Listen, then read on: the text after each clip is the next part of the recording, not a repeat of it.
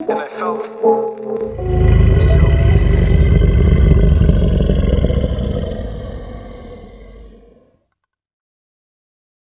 it used to be. So even though We're now recording. We weren't recording a second ago. hey, It's this all right. this is gonna be fun. This is gonna be fun. Let's rehash this. We were recording there though. Yeah. Yeah. Oh, are we gonna get the audio cut into the good mics? Yeah. That's what's. Oh, so you're gonna have to bass boost this. Yeah, something like that. Oh, that's funny. So yeah. So I mean, I was trying to look on the bright side of things. So I mean, it is a situation that sucks. It's absolutely horrible, but it could be worse. Yeah. And I've been able to make my peace with it and spend time with them. But now I have to race a hurricane out to my property in Nova Scotia to make sure if shit hits the fan, I'm there to fix it. Yeah. So I gotta be out there by Wednesday. True. Yeah, that's that. But I didn't think of that actually, because my dad passed from cancer. Yeah. Right. And you do get to actually. Yeah, you get Come at least a bit of time. Yeah. It's that way because death can be so unexpected. You could get hit by a bus. You could, obviously all the possibilities could happen, and there's always something that could be worse. And I mean, as far as life goes, it's turned out I'm pretty fucking lucky, especially with this situation, being able to make it back here. The Atlantic bubble opened. I waited a week for it to cool down, and for operations to get set in place by authorities and all that. And then I just blazed right through. Gunned it. Yeah, stopped in New Brunswick on base in Gagetown, New Brunswick. Had a nap at a friend's place, and then blasted through overnight. I was passing through Montreal at like 3 a.m.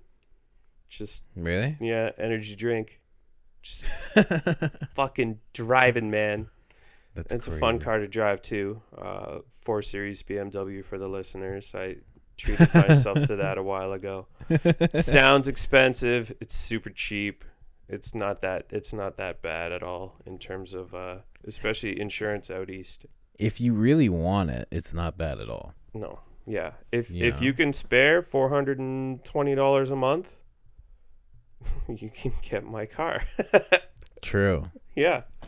That's around no. Like my friend like half that. Yeah, my friend's leasing a 2020 Civic and his payment's more than me. And I have a 2016 base model 4 Series. True. Yeah, that is something to think about. Then again, he's got kids and 4 doors and I got 2 doors and a 4-cylinder that goes fast. Yeah, true. It's fun. It's a good driving car. I've put 20,000 kilometers on it since I got it last September. That's a lot. It is. That's a lot, because that's like what I put on my car. Maybe a little less than what I put on, but I do Uber. But when that too. But when you're living in rural Nova Scotia, like I have been, when it's 90 minutes one way to get to a Walmart, if you have a craving for McDonald's, you're driving half an hour one way to get chicken nuggies. You ever take that car when you're out there, like to any kind of like trailer park, and like impress the shit out of a bunch of ladies? Dude, there's a trailer park right around the corner from me with trailers that are falling apart. Yeah, man, it's depressing. All I got to do is walk around the corner. It's right there. Why do you hang out there? I don't do, hang out? I guess I don't have it. No, I don't hang out. I keep to myself basically. Out there, I just do my own thing. Bro, I couldn't imagine that.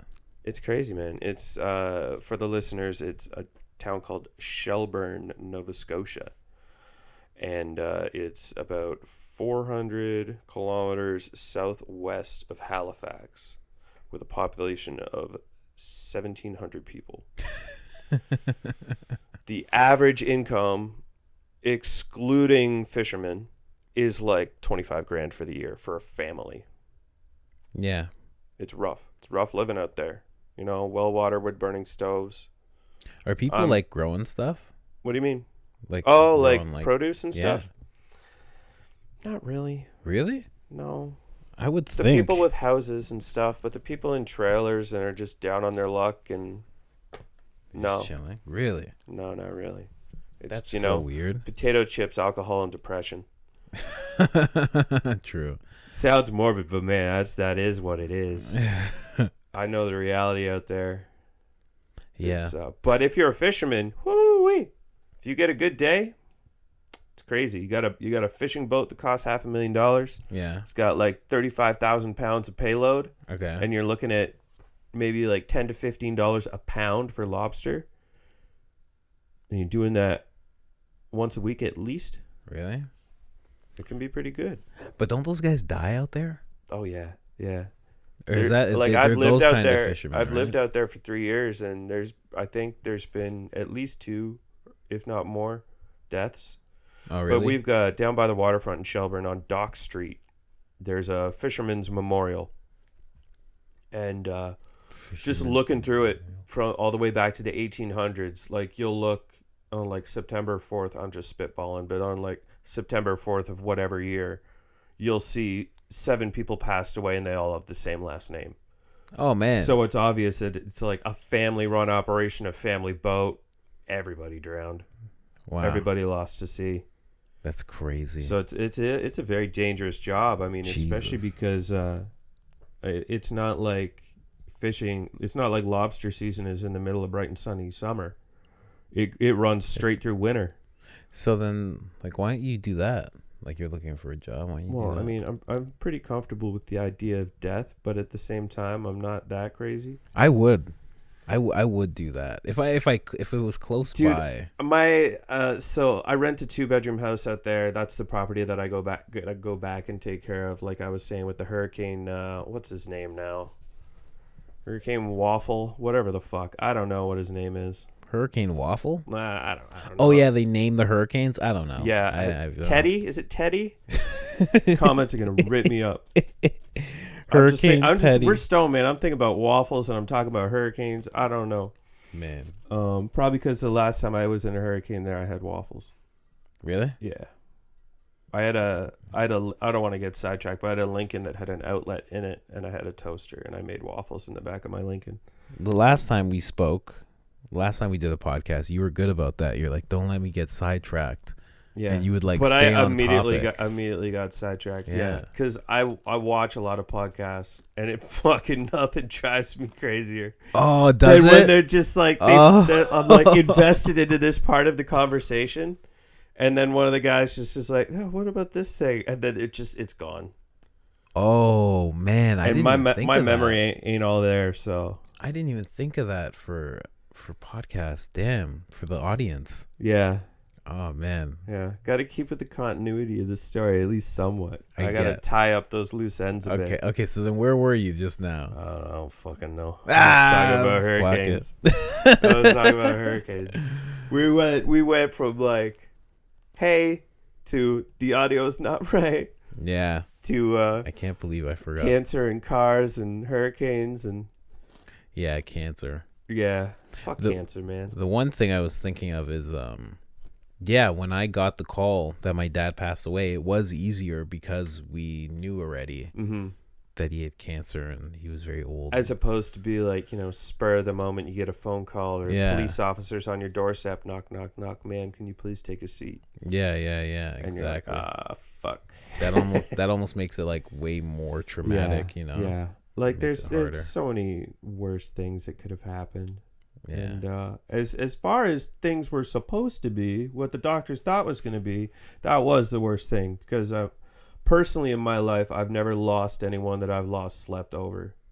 Like I've lost grandparents. It didn't impact me that much. I was close with them, but I could rationalize that they were old and they were going to die at some point. Yeah, exactly. And it sounds insensitive, yes, but that's the reality of life. Yeah. Is that everybody dies. So don't get hung up over it. But with my dad, I mean, it's my fucking dad. Yeah, exactly. So that hits a lot closer to home. And it was, and with the idea that I wouldn't be able to go back. Like my mom was like 10 minutes from the hospital and they wouldn't let her in to see him. Yeah. Because of COVID. Because like full lockdown, immunocompromised patients, blah, blah, blah. I get it. It makes sense. But it fucking sucks. That my dad doesn't know dick about technology. So getting him to figure out how to use FaceTime was impossible. Really? Nah, we just gave up. My mom bought a shitty cell phone, and he's like, we just gave up. Tried to teach him how to use it for a couple hours, and then he forgot the next day. Because, I mean, with that cancer pain and that pancreatitis attacks, I mean, it takes your memory away. Really? Yeah. And that's another thing that I've been dealing with. I mean, we can go into that a bit. My gout situation. Yes, I'm in my 30s, and I got the gout. My buddy has that as well. Ooh, baby. And he's my age, so it's like the same age range. Okay. Like, so I don't know how that happens. I don't know either, man. I used to be a legitimate alcoholic. My first year in college. In 1 month, I spent $900 on liquor. Oh, well, you know, he was like that too. Maybe that's a link. But that was 13 years ago.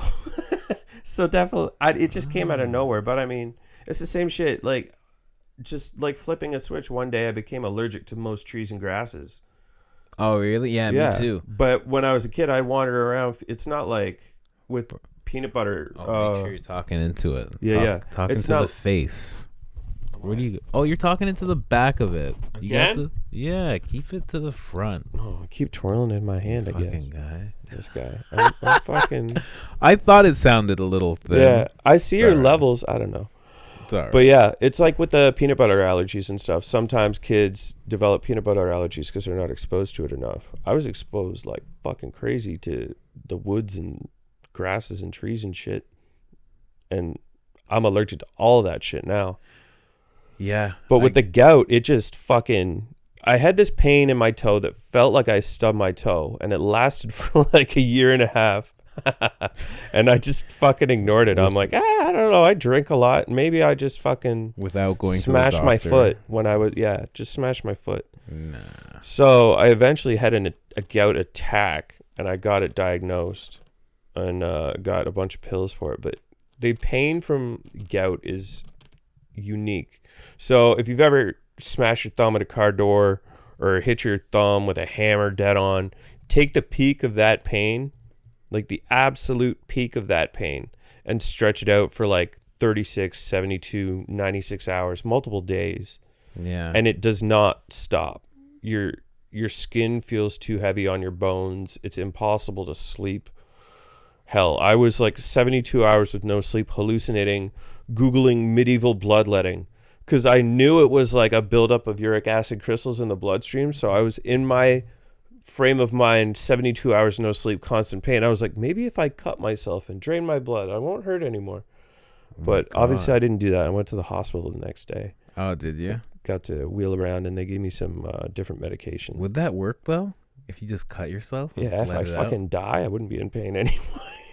But yeah, I don't know. It's so it's uric acid crystals in the bloodstream, which are like little pins about the size of a white blood cell. Fuck. And they bounce around and tear apart soft tissue. And it sounds like a less lethal, like Cyclacel. Yeah, that's what it sounds like. Yeah, and it fucking sucks. Yo, I was on trash. I was on a movie set.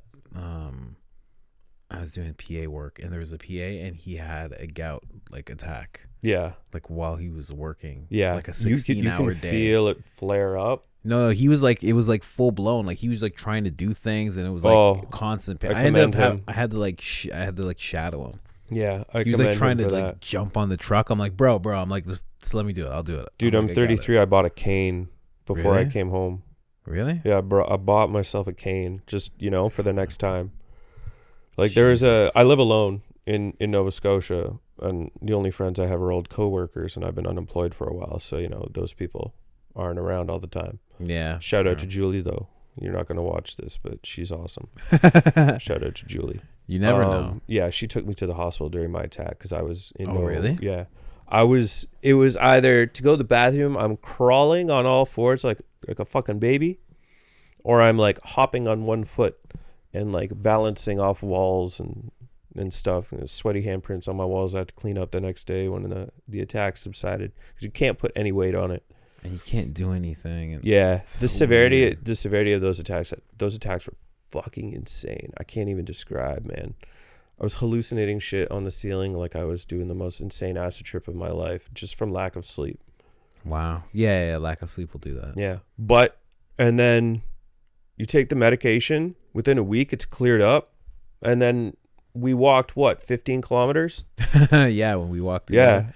Yeah. I've been, while I've been unemployed and COVID and all that stuff, I've been working my fucking ass off since my dad's diagnosis to get back into shape. At my worst, I was around 230 pounds, 240 pounds. And I weighed myself yesterday. I'm 191 since Father's Day. Yeah. And that's the 4th time he's told me. Yeah. He's not playing around. Dude, I'm fucking going hard. I want to cut more. I've been walking like crazy. What's your goal weight? I'd like to get to 180 and see how I feel. And I'd be willing to push down to 170. Yeah, I'm thinking. But I want to get all this excess fucking useless fat, belly fat, all that shit gone. Because I know I'm capable of so much more in terms of strength, in terms of physique, in terms of endurance, in terms of career, in terms of life. Yeah. I'm just barely scratching the surface. I've been spinning my wheels for years. Yeah, man. Yeah. Me too. I drive a nice car, but the life ain't all that great right now. Yeah, right. But we're on the warpath to it. Fucking how did that come about? That switch? What's that? That switch in you to like want to do more and like start working? Because were you always like that? Like when we first bounce back and on and off, and I'll get with a girl and then I'll have a breakup and I'll take it real hard and then I'll get into a rut and feel sorry for myself and have 70% of my nutrition come through Lay's potato chips. That's exactly. And Haagen-Dazs ice cream. That's exactly. And then I'll pull myself out of it and go to the gym and just look at myself and get demotivated because nothing's changing. And I like to throw myself into extremes. I like to throw myself in crazy situations where I have no choice. Like back in the day in my 20s, I decided I had a lot of crippling social anxiety to the point where I wouldn't even go shopping for clothes at the mall because I was worried about being judged. Really? Yeah. So I was I worked at Bed Bath & Beyond in Richmond Hill, and I was talking to my friend there, Rob. And Rob told me about this music festival, Veld Music Festival. And I was like, what's that about? Like, how many people are going? He's like, I don't know. There could be like 50 to 80,000 people going. And I'm like, that scares me, but you know what? I'm just going to buy a VIP ticket and I'm going to fucking do it. So I just threw myself into the most ridiculous situation possible for someone with social anxiety. Surrounded by thousands of people, everybody listening to music, and it just kind of broke me out of it. And it kind of cured that whatever it was in my brain where I was scared. And I don't give a fuck. No, I just don't give a fuck. Like, if you want to judge me, okay. What does that do to me? Well, yeah, your opinion does nothing to me. Yeah, I've never had the social anxiety thing. Yeah. Before, I've never felt that going into a situation. Yeah, like I'm sitting here dressed like Rocky, just got back from fucking training. I don't care. If you want to judge me because I look a certain way, because I carry myself a certain way, go for it. That's your right, and I have the right not to give a fuck. Yeah. Yeah. So then with what was you were asking the question? Yeah. Yeah, what caused the switch? The switch. So that was the switch with that. The switch with working out was kind of my dad's diagnosis and looking at myself in the mirror and all the weight that I gained throughout COVID lockdown. Just sitting on my IKEA chair, hunched over, playing fucking Call of Duty every day, 12 hours a day. I'm not going to look for work yet. I've only been out of work for a month. It's COVID lockdown. These are unprecedented times. I can afford to wait. Yeah. Yeah, we were talking. And then going in the mirror and getting out of the shower and looking at my stomach, and I've got stretch marks that I've never had before, and I'm like, fuck. Oh, that's the worst when you see a new one. Fuck, man. And one of them's like, this is disgusting, but one of them was like bleeding. Really? And I look at it and I'm like, what the fuck have I done? And then I had a gout attack. I was at the worst point of my gout attack. I called my friend Julie. She took me to the hospital, all that stuff that we talked about earlier in this podcast. Then I get out and I messaged my mom about the whole thing, about how horrible it was and how painful it was and how I don't know how I did it, but I did it and I'm good now. And then she told me about my dad's diagnosis. and about how he only had 3 months to live, and I wouldn't be able to see him at all before he goes. Yeah. And that just flipped a fucking switch. A switch of like, get your shit together, but also also a switch of, you fucking piece of shit. It took this. Yeah, it took getting to this point for you to get your shit together. Yeah. Who the fuck are you? You're better than that. Do shit. Do something. So I started walking, and I was like, as I said, I was like 240. Started walking. I had like 6-year-old running shoes. I walked like 5 kilometers and sat in the bathtub for like 5 hours afterwards, just massaging my feet because I was in such pain. Really? Fast forward since Father's Day. That's now, crazy. Just yesterday, I walked 19 kilometers. Yeah, you're doing really long walks. Yeah, 19 kilometers. One day I did 20 kilometers. The other day, I try and do an average, both including, rest days and all that, an average of 10 kilometers a day. Yeah. And doing that, I'm down 45, 55 pounds. Man, I don't even really keep track of numbers anymore because I feel better. Yeah. When you get into the when you get to a certain point, you don't need to keep track of. Yeah. I know I'm making progress. Yeah, exactly. And then here's the real kicker on how to lose that weight. It's not just walking every day, but you gotta be willing to suffer.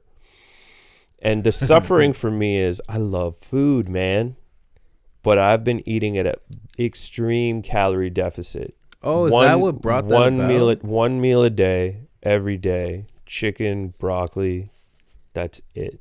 Is that what brought that about, the suffering aspect of it? Yeah, that and the method I used for walking at the very beginning, because I was a bitch and I couldn't walk far.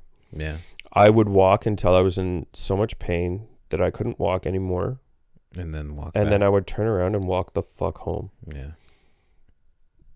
You had no fucking choice. I got to go home. I don't know anyone around here in rural Nova Scotia that can come and pick me up. I did, but fuck that, But I'm not going to call on those people. Hey, could you leave work and come pick me up? I'm unemployed and walking it. I'm sure anybody there would pick you up. 1,700 people. You'd be like, hey. Oh, everybody's super friendly out there. The people are amazing. They'd be like, oh, Andrew. Yeah. It's that guy. Yeah. You're from the city, right? The guy with the really nice car that doesn't have a job. Fuck you.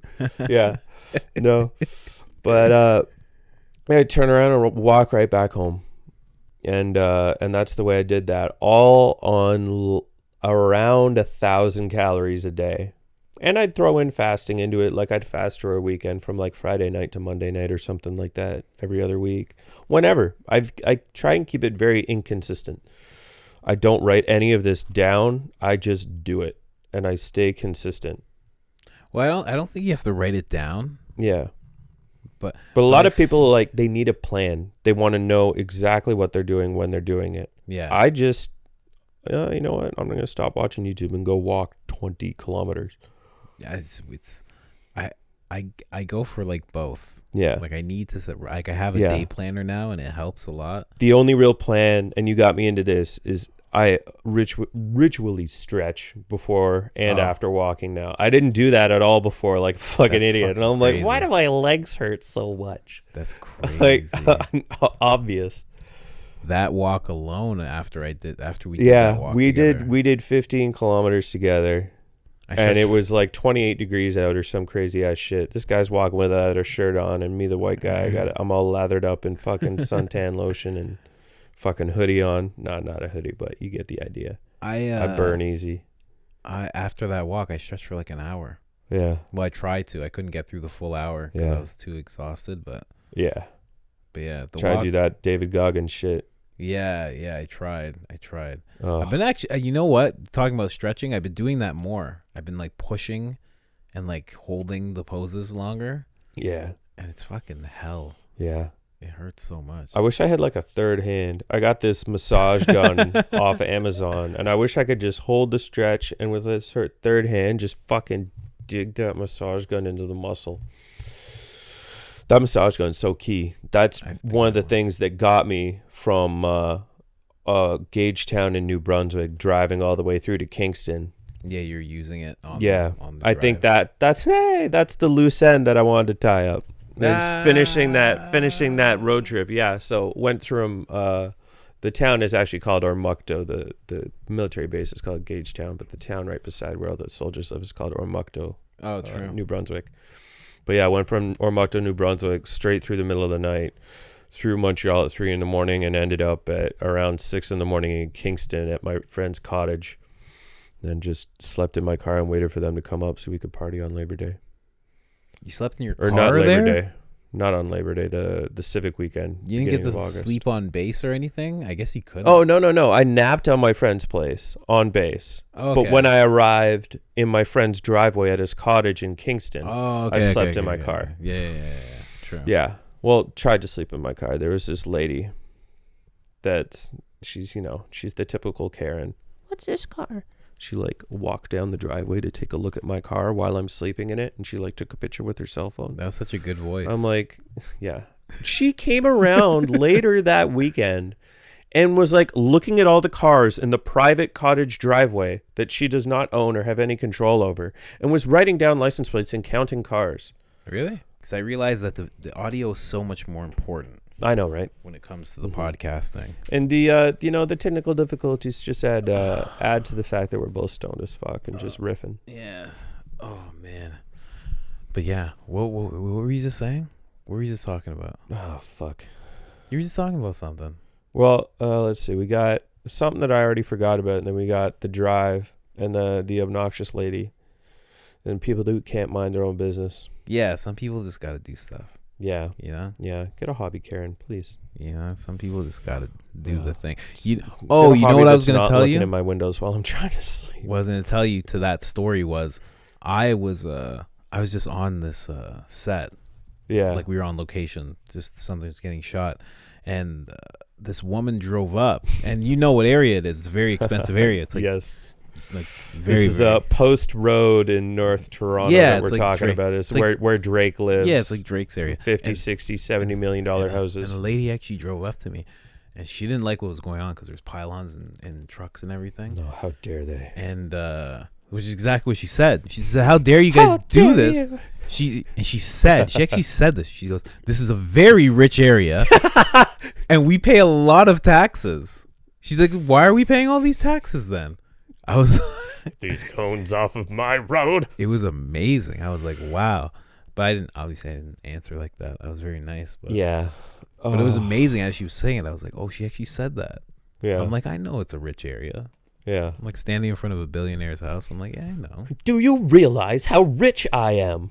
Can you imagine just going around like that? Some guy's taking your garbage half an hour too early in the morning for your taste. Yeah, excuse me. And she's like, and then why do you guys think you can have these cones in front of it? It was. What would you rather? Your servants stand on the road where the cones are? It was weird. It was an odd thing to hear someone say. This is a very rich area. We pay a lot of taxes. Yeah. And I was like, you know what? You should have just said thank you. And then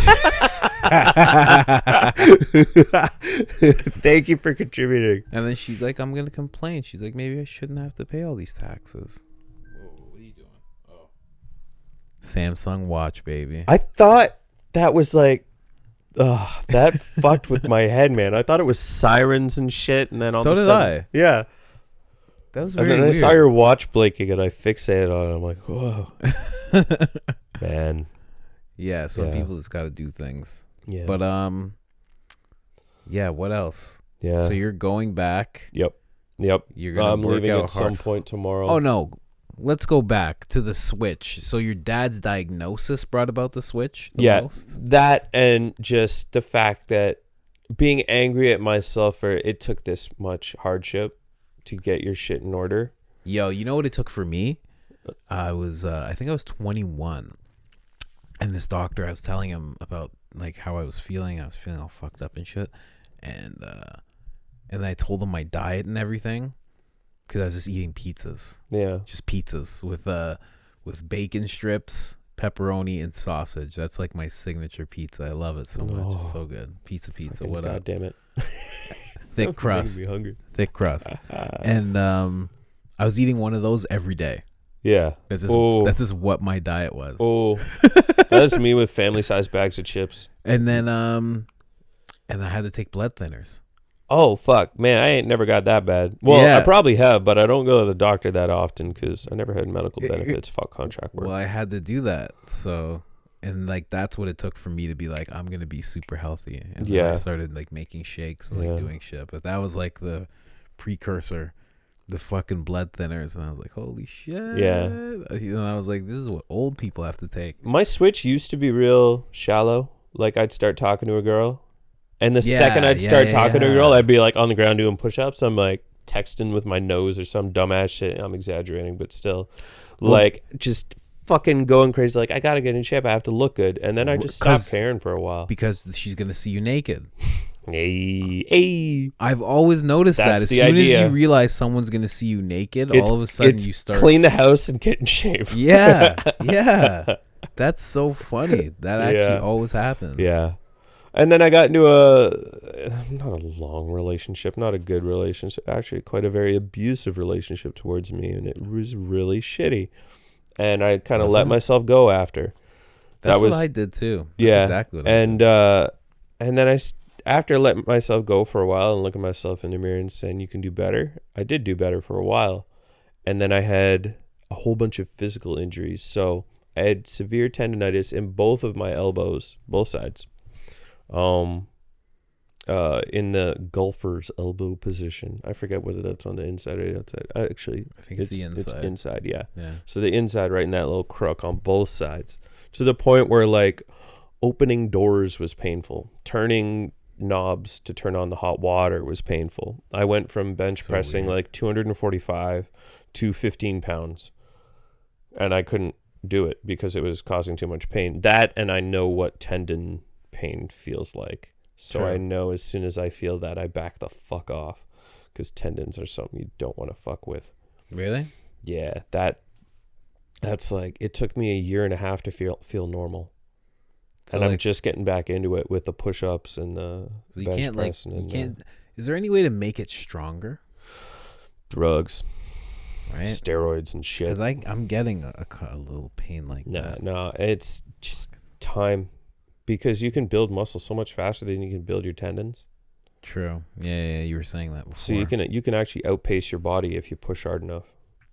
So stretching is extremely, extremely important. Just recovery, massage, hot cold therapy, stuff like that.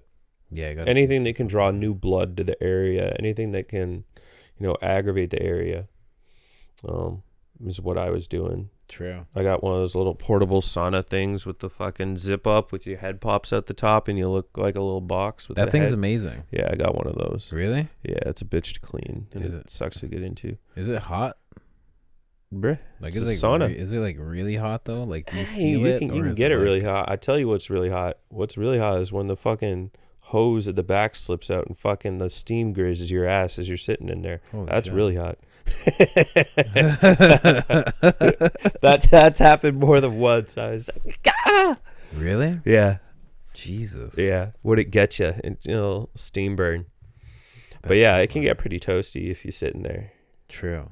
But it's so awkward. I mean, I'm a big frame guy. I'm like 6'1". How much was that? I think I bought it off the U.S. Amazon store. $1,000? No, it wasn't more than 300 Canadian. Really? A sauna? Yeah. Well, it's just like little, like 1/4-inch PVC piping and like a canvas thermal wrap that you wrap around that, and then you zip it up and it just shape forms. Where does the heat come from? The heat comes from, so it's got a little external reservoir that you fill with distilled water, not regular water, because you'll fuck it up and it's hard to clean. So use distilled water. Point at the camera like I'm teaching someone. So yeah, distilled water in there, and then you just turn on, flip the timer on, and then it just creates steam, and the steam comes through this hose into a nozzle in the back.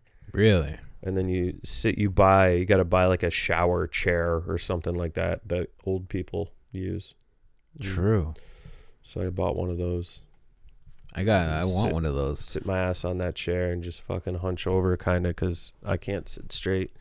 I always try and watch my posture because I've had back problems in the past, but. True. Yeah. The heat shock therapy. Dude, that's the dream, man. That's the dream. I want to get a house with 2 hot tubs, one side by side. One's just ice cold all the time, and one's running, and I can just like body roll over into the other one and give myself a shock of a lifetime. Lose the boys for a minute, and then hop back into the hot one. Go back and forth. True. One of the things I said I wanted to try when I came back here was a cryotherapy. Did you? Because there's one right around the corner from my place. Did you do it? Nah. Money's. How much is it? Money's a consideration. It's not like I can afford it. It's just if I'm not making money, I don't want to spend money. That's true, yeah. Mm-hmm. Like I wanted to take the BMW to Cayuga racetrack down near Cayuga. There's a Toronto Motorsports Raceway down near Niagara. Is there? And you can take your car out there. Free advertising for y'all. True. And you can take your car out there for like $100 and just do laps. Any road car. Oh, yeah? Yeah. I can take my car out there? Hell yeah. You can putt around there. My Ford? Yep. I'll break down on the track. Yeah. Hopefully and that'll help me. Legal speeding, whereas everywhere else I just drive in a spirited manner. Spirited, yeah. Yeah, spirited driving. That's what sports car owners say, I've been told. Oh, true. Yeah. It's not reckless driving. No. It's spirited because I know what I'm doing. Yeah. It's a little over the speed limit. Yeah, it's not. Allegedly. It's not reckless like the car's out of control. Yeah. It's spirited like as if there's a soul behind it driving it. Yeah. It's getting all my anxiety out. Just do a little launch control on a dead-end road. Have some fun. That's crazy. It's a fun car. What else has been going on? What else happened? Our laps at the Vaughan Fields. Oh. Trying to go every morning. Those laps are really rough. But I was thinking like more so in the world. In the world. What's going on in the world today? America as a whole. Just, sitcom shit. They're going into Civil War. Oh, you ready? They've been there. You ready for that? I'm ready to watch, man. I got popcorn.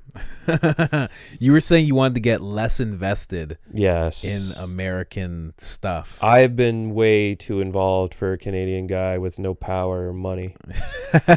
Why do I fucking care? Yeah, you know what? It's because I don't even really have friends. I have acquaintances. I have guys that I used to play games with on PlayStation 8 years ago that are American, that have kids and shit. True. And then I'm like, I hope Murph Eggs is okay. Shout out, Sean. But yeah, like I have people down there like I hope they're okay, but there's no and I care about people in general.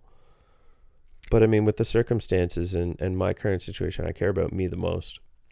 Yeah. And I got to stop caring about that stuff because I get carried away with it. Yeah, that's what I noticed too. I'm picking sides and looking into background and doing research, and who the fuck cares? I'm not going to make a difference. It's not even my fucking country. I hope they do well down there so our economy benefits. But other than that, you do you, man. Just don't nuke nothing. Yeah, see? That is the attitude that most of us over here need. Yeah. Most of us over here need that attitude. Yeah. Because a lot of people here act like they're Americans. Yeah. I pay attention to and getting crazy with the immigrant stuff and all that. Yeah. Whatever. Okay? Shit sucks for some people. Shit should be better for everyone. And there's some people that are suffering more than others. And that's shitty. That's like the But what am I going to do? Yeah, exactly. What can I do, man? Jordan Peterson always says that you gotta tend to your own house first. Yeah, exactly. And before you can go and worry about all that stuff. My roof's half torn off. There's leaks and shit. I'm always looking over my shoulder for the boogeyman. Well, I meant more so in the actual government side of things. I don't know shit about Canadian government. Oh, dude. The bad things that are happening or good things that are happening. I don't even know. I try and keep track of it a bit. I don't really care. The most effect that government has ever had on my life, my sheltered life, has been weed legalization and the gun ban, the liberal gun ban after Portapeak. Don't get me started on that. Yeah, it's ridiculous. I want assault rifles and now I can't have them. Yeah.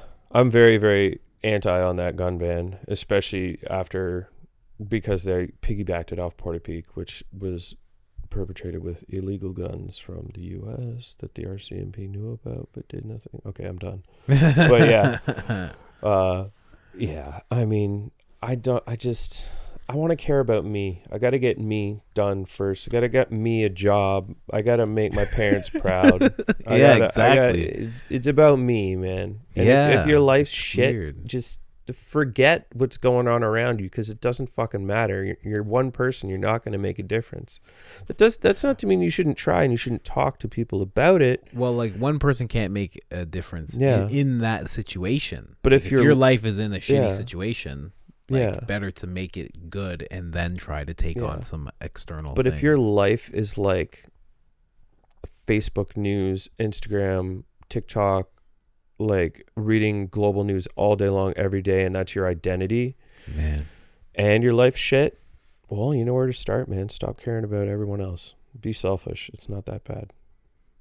That's not even being selfish. That's like just self-care. That's just protecting your own mind, really. Mm-hmm. See, that's why I have "What is your end mission?" That's from Jocko. I like there. I got to get myself a whiteboard. Just wife, kids, financially stable, safe neighborhood. Yeah. So like now, when I operate, if the things aren't towards that, if they don't help towards that, I kind of just like, they get pushed aside. I still stray out the beaten path. Now you can hear your, still stray out the beaten path every once in a while. I'm not making fun of anybody in particular. I'm just doing funny voices. I tend to stray off the beaten path every once in a while just for fun. Well, that's like your own pleasure, here, right?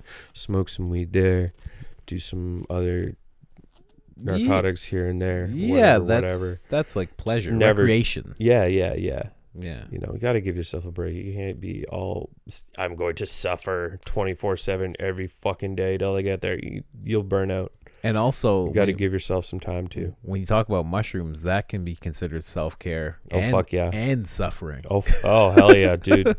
I had a great trip at my friend's cottage that I went to in Kingston, and then I watched the Toronto Maple Leafs lose again. Oh, and you were really like connected. And my dad loves that team, and the thought creeped into my head that this is going to be the last season they'd ever see. They can't fucking do it, and then I fucking broke. And It was a bad trip for the rest of the night. Yeah, I kept fixating on things and. Really? Yeah. There were people in the basement playing a card game, and I was laying on my inflatable mattress in the basement watching them. And I was scared of what my mouth was doing, so I hid behind a pillow with my eyes poking out, and I was just staring at people for like the next 5 hours. The last part of that trip was a hell of a ride. You can't be doing that. Yeah. The room got like really, really cloudy at one point from my vision. I know it didn't in reality, but it was very strange. Oh, it's funny you say that. I get that. Yeah. I get that too sometimes. It was like the roof was like shimmering, and it was like a thick, dense cloud in the room. And it was like... True. And then it was like, this is my brain. My brain's so cloudy. I got to like fix my shit. Damn. And get focused. Damn. And then the next day I swam like 500 meters to this island. But it's funny you say that, because like what you just said, everything like about how you have to focus on yourself. Yeah. And then that trip was very much that. Yeah. It's like, and that trip was like years ago, no? Where you were like on the rock? I feel like you told me that story like... Oh, yeah, my mega trips back in the day, way back in the day, my college days. No, like when you swam out to the rock. Oh, swam out to the rock, yeah, the Kingston one. So that trip was the beginning of August. Really? Yeah. No. Yeah, man. Were you... I feel like where I was in the basement and it got cloudy. No. Wait. Oh man, I don't know. Yeah, so the way swimming out to that rock happened is the very next day after that bad trip. Like I just went swimming, and there was this island in the middle that no one had ever swam out to, and I wanted to swim out to it. Oh. Yeah, so that's where swimming out to that rock or that island came from. True. But yeah, I did a couple like mega doses back in the day. Oh, fuck. As well. But yeah. But that was the beginning of August was the first time I had done mushrooms in probably like 4 or 5 years. Yeah. Yeah. It was fun. It was good. It was unexpected. It was just in my face all of a sudden, like, hey man, we got these. I'm like, I'll take that cap. and that stem. And I'll redose here and there. It's like a fucking breadboard out on the kitchen table. I should do that more. Just take like a cap here and there. Yeah. When it's around. Yeah. I don't do that. I always just like take really big doses and just it was really fun. I always get a very, very strong urge to go swimming when I'm zooming. I'm zooming on mushrooms. I wonder why that is. Because I have a very, very good memory associated with that. With swimming? Yeah, swimming on mushrooms. So, year before I went to college, I was, so I took an extra year of high school from 7. So I would have been like 18 or 19. And 33 now, so a long ass time ago. 32 now, sorry. Birthday's coming up soon. Is it? Yeah, November. Oh, true. Yeah. So I took mushrooms. I was having this house party. My parents went to Italy for a month. They were moving, and I was going away to college. Yeah. And so this was going to be the last time I would be able to have friends at my house. So my parents were in Italy, blah, blah, blah. I had like 60, 70 people over at my house. I was fucked on mushrooms before anybody had even got there. And had a grand old time. And I had a full-size pool in the backyard that I had left the heater on overnight. My dad always got pissed at me when I did that because the gas bill would be insane. But I left the heater on for the pool overnight. When we woke up in the morning, the entire pool was like 102 Fahrenheit. It was like hot tub shit. Really? Yeah. And I did a bunch of mushrooms, had like 50, 60 people over. And I know the numbers change. I'm not exactly sure. It seemed like a lot of people, but I was zooming. And I spent a lot of time underwater. Dare I say more time underwater than above water. Like I remember I was talking to this girl. And then my best friend got up and he had like tearaways on. And he took his tearaways off and he had swimming shorts on. He immediately jumped into the pool without even saying anything to anyone. And I stopped mid-sentence with this girl and was like, sorry, I have to go do that. And I went and I just jumped in the fucking pool with all my clothes on and shit. And I didn't get out until people started to leave. Really? It was just so much fun because the water was so warm and I was so fucking high. Wow. Yeah. Being underwater. Oh, it was fascinating. It was super fun. I would think that's dangerous. Yeah, I would think to stay away from water when you're like I'm but if super you know good with water. I've been swimming since I was a little kid. Yeah, exactly. I don't even know that, and there was like still like 40 people there at that point in time. Really? Yeah, we were partying until like 3-4 in the morning. That's such a So now every time you like to swim, you know what? Every time, I guess that does happen when you take psychedelics. Because I like to burn incense. Yeah, like if you get like a pot, you do something, you get a positive memory associated with it. Yeah. Like for some reason, not for some reason, I used to listen to Skrillex back in the day, and I listened to Skrillex the most on the way up to Wasaga and driving through Wasaga. Really? So every time I go to Wasaga, I think of Skrillex. I'm like, oh shit, let's throw on that fucking song again. I love Skrillex. Yeah, or anytime I listen to Skrillex, I think of Wasaga back in the early 2010s. True. Yeah. It's funny like that. It's weird. Just, I love associating memories with certain music. Or I have like pictures of like space and galaxies associated with mushrooms. Yeah. Because every time I like to activate it, like what I do to activate my high, I like look at like galaxy pictures and stuff. Because it'll eventually start moving because there's so many little specks and stuff. Yeah. It'll start doing stuff. Yeah. So I always think of that. And it's to this day, I don't know if it's a good thing or a bad thing, but if I look at a picture of a galaxy, it'll start moving and shit. Oh, shit. And I'm sober. I love staring at those things. So maybe I'm like perma-high. Hey, that's perma-high when looking at galaxies. That's not a bad thing. I guess. Yeah. Get the recliner with the sunroof open. Just the entire world is moving. You know what you know what I've never done? Speaking of like when you were up north, I've never looked up. What, when you're up north? Yeah. There's some websites online, light map websites, where it actually measures light pollution. So you can find areas where it's complete light dead zones in terms of light pollution. There's a place, I think it's called Mono Cliffs, something like that. Yeah, there's like no light there. Mm-hmm. Down where I'm at in Shelburne, Nova Scotia, I mean, there are some streetlights in town, but there's not many. But you drive like 5 minutes outside of town, it's like a whole new fucking world. Really? It's crazy, the amount of shit that you can see up there. I ain't never seen some of those Starlink satellites. No. Though the people are always complaining about it's ruining our astronomy. Bruh. You can see them? It's like free internet. No. Bro, it's free obviously it's not free, but you know, it's a cool technological innovation. You can see them in the sky? Yeah, there's certain amateur astronomers that are complaining about the Starlink constellations disrupting their view of the night sky.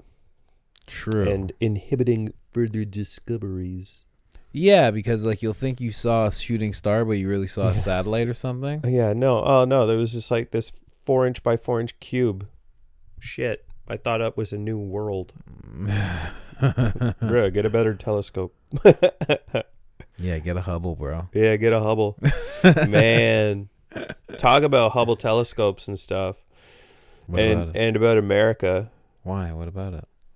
So you know the Hubble telescope, right? Obviously. You know that the U.S. Office of Reconnaissance or something, that's not the official name, but basically one of the spy agencies for the U.S. has 17 of those identical satellites, Hubbles, pointed at the Earth. Oh, really? Yeah.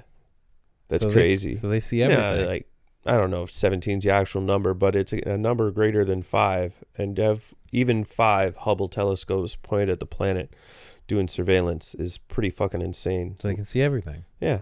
You read the date on a postage stamp.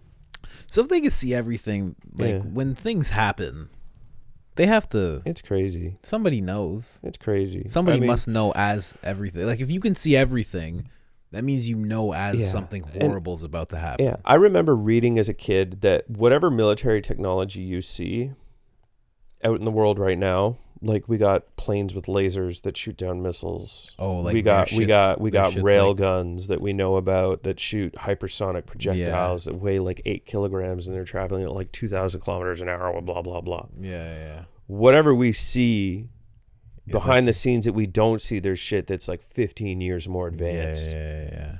Like 100%. Think about what phones are now. Think about what phones were 15 years ago. Yeah. Think about what phones could be 15 years from now and apply that to military technology. Yeah. That's ridiculous to think about. That's spooky. Yeah, it is. Do they have guns I can like see around corners and shit?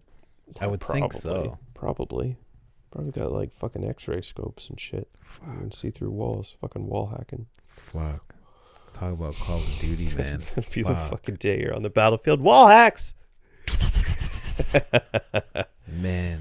Yeah. But yeah, I used to hear that too about the military. Yeah. And that movies, when you see something in a movie, like you can be sure that 10 years in the future you're gonna see like that same stuff going on in real life. But where's our hoverboards at? Come on, Marty McFly. We have them. Yeah, that Lexus one or whatever that's got to travel on this fucking self-designed track and it's cooled by like liquid nitrogen. No, I wasn't even talking about that. I was talking about the actual hoverboards that we have. Oh, yeah, but they got wheels. They ain't hovering on shit. I know. There's that one that was made by Lexus or whatever, but it's like electromagnets that are like cooled cryogenically by like, and it's got to be like refilled or some dumb shit. Superconductors and all this other stuff I don't understand, but it floats, but it's on a track. I think that was made with like Israeli technology. Oof, the Iron Dome. And it's sad that that was like the first thing they did with it. Yeah. Or maybe they sold it and like that's what Lexus decided to do with it. Yeah. Dude, that's ridiculous. Yeah. I've always loved military stuff, and frankly, that brings us into another topic of work. Oh, yeah, you're thinking about getting into the military? Yeah, talking about all these drugs and stuff. That was all allegedly because I might... Well, no, this is performance art. Yeah, of course. I'm playing a character. This is how I do it. That's why it's called Colin's process. I love it.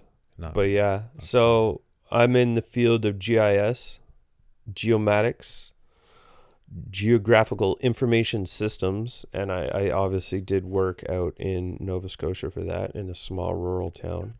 And I'm trying to get back to Toronto and be closer to family and work here. I've applied to like 80-something jobs. Each one of these jobs easily has like 3,000 other applicants. Not an interview in fucking sight, man. That's crazy. Unemployment runs through April. Beyond then, I don't know. That's another reason why I'm pushing so hard to get in shape, is because Gigolo? OnlyFans and joining the military, man. Bro, joining the military and then starting an OnlyFans, that would make you a lot of money, man. Oh, dude, man. Pull hard on Tinder being a military guy.